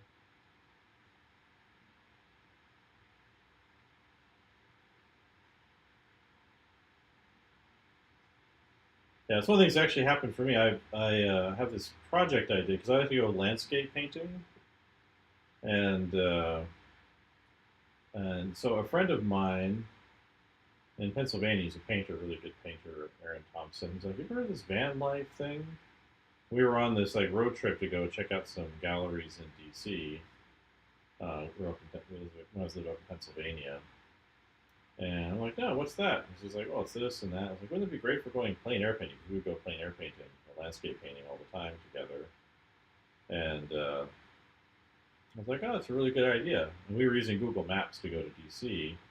And then when I got home, there was a whole bunch of van life videos in my YouTube feed. So I think there was like some kind of like lawsuit recently which showed where like Google was listening to you while you do things when they weren't supposed to be or something.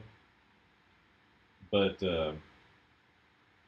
um, and I started watching those, and then back in 2021, so I guess 4 years ago, I bought the Bullet, and I gutted my Nissan Xterra, so it's a small, medium-sized SUV, and converted it into a really nice camper. And so in the process of doing that, um, like it fits a cot-sized bed. It's got a fridge, freezer, shower stuff, running water heater. It's got the whole thing's in there basically. You can take a shower on the inside if you have to. Cook inside. It's got extraction fan and big comfy, well not big, but cot-sized bed in there. Dog even has his own spot, but he still tries to sleep behind my legs regardless.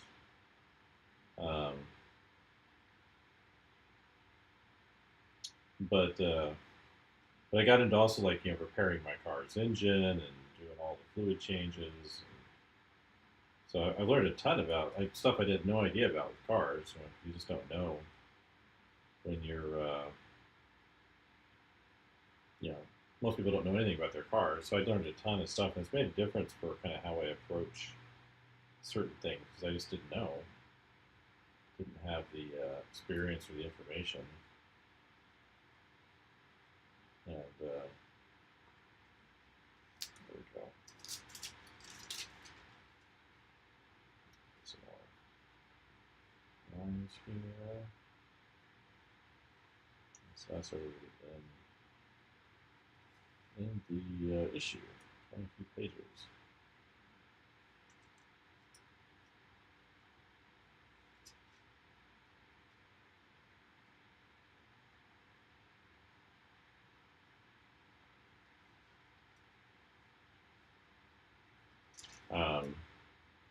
Yeah, it's made a big difference for how I kind of do things doing that project. It also kind of kept me from doing art projects for like 3 or 4 years. That's all I was doing, was working on that.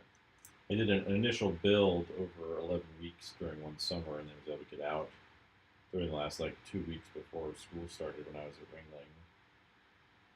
Ringling, and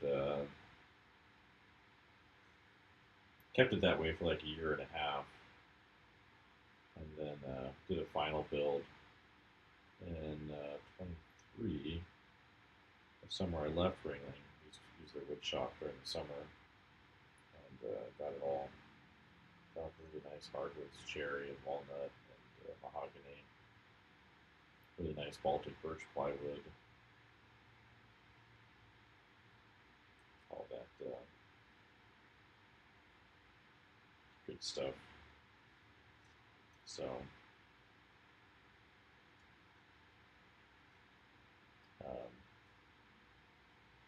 sewed up some mosquito nets and things for it, some screens for windows.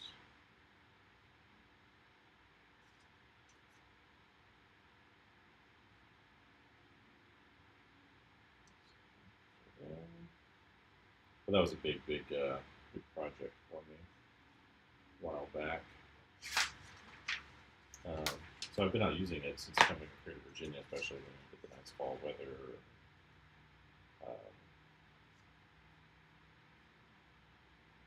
Fall colors. It was nice last fall getting out into the forests, mountains locally. Yeah, it's a 2-hour drive to get into the national forest here. All right. Well, speaking of solutions there, I think that's going to conclude it for tonight. Got all those pages done that I wanted to get done, so I can stick these in my, let's see what goes under here. That. And then it's going to go upside down. I can insert these into my book. If I can not drop things on the floor. I can now stick this stuff in here.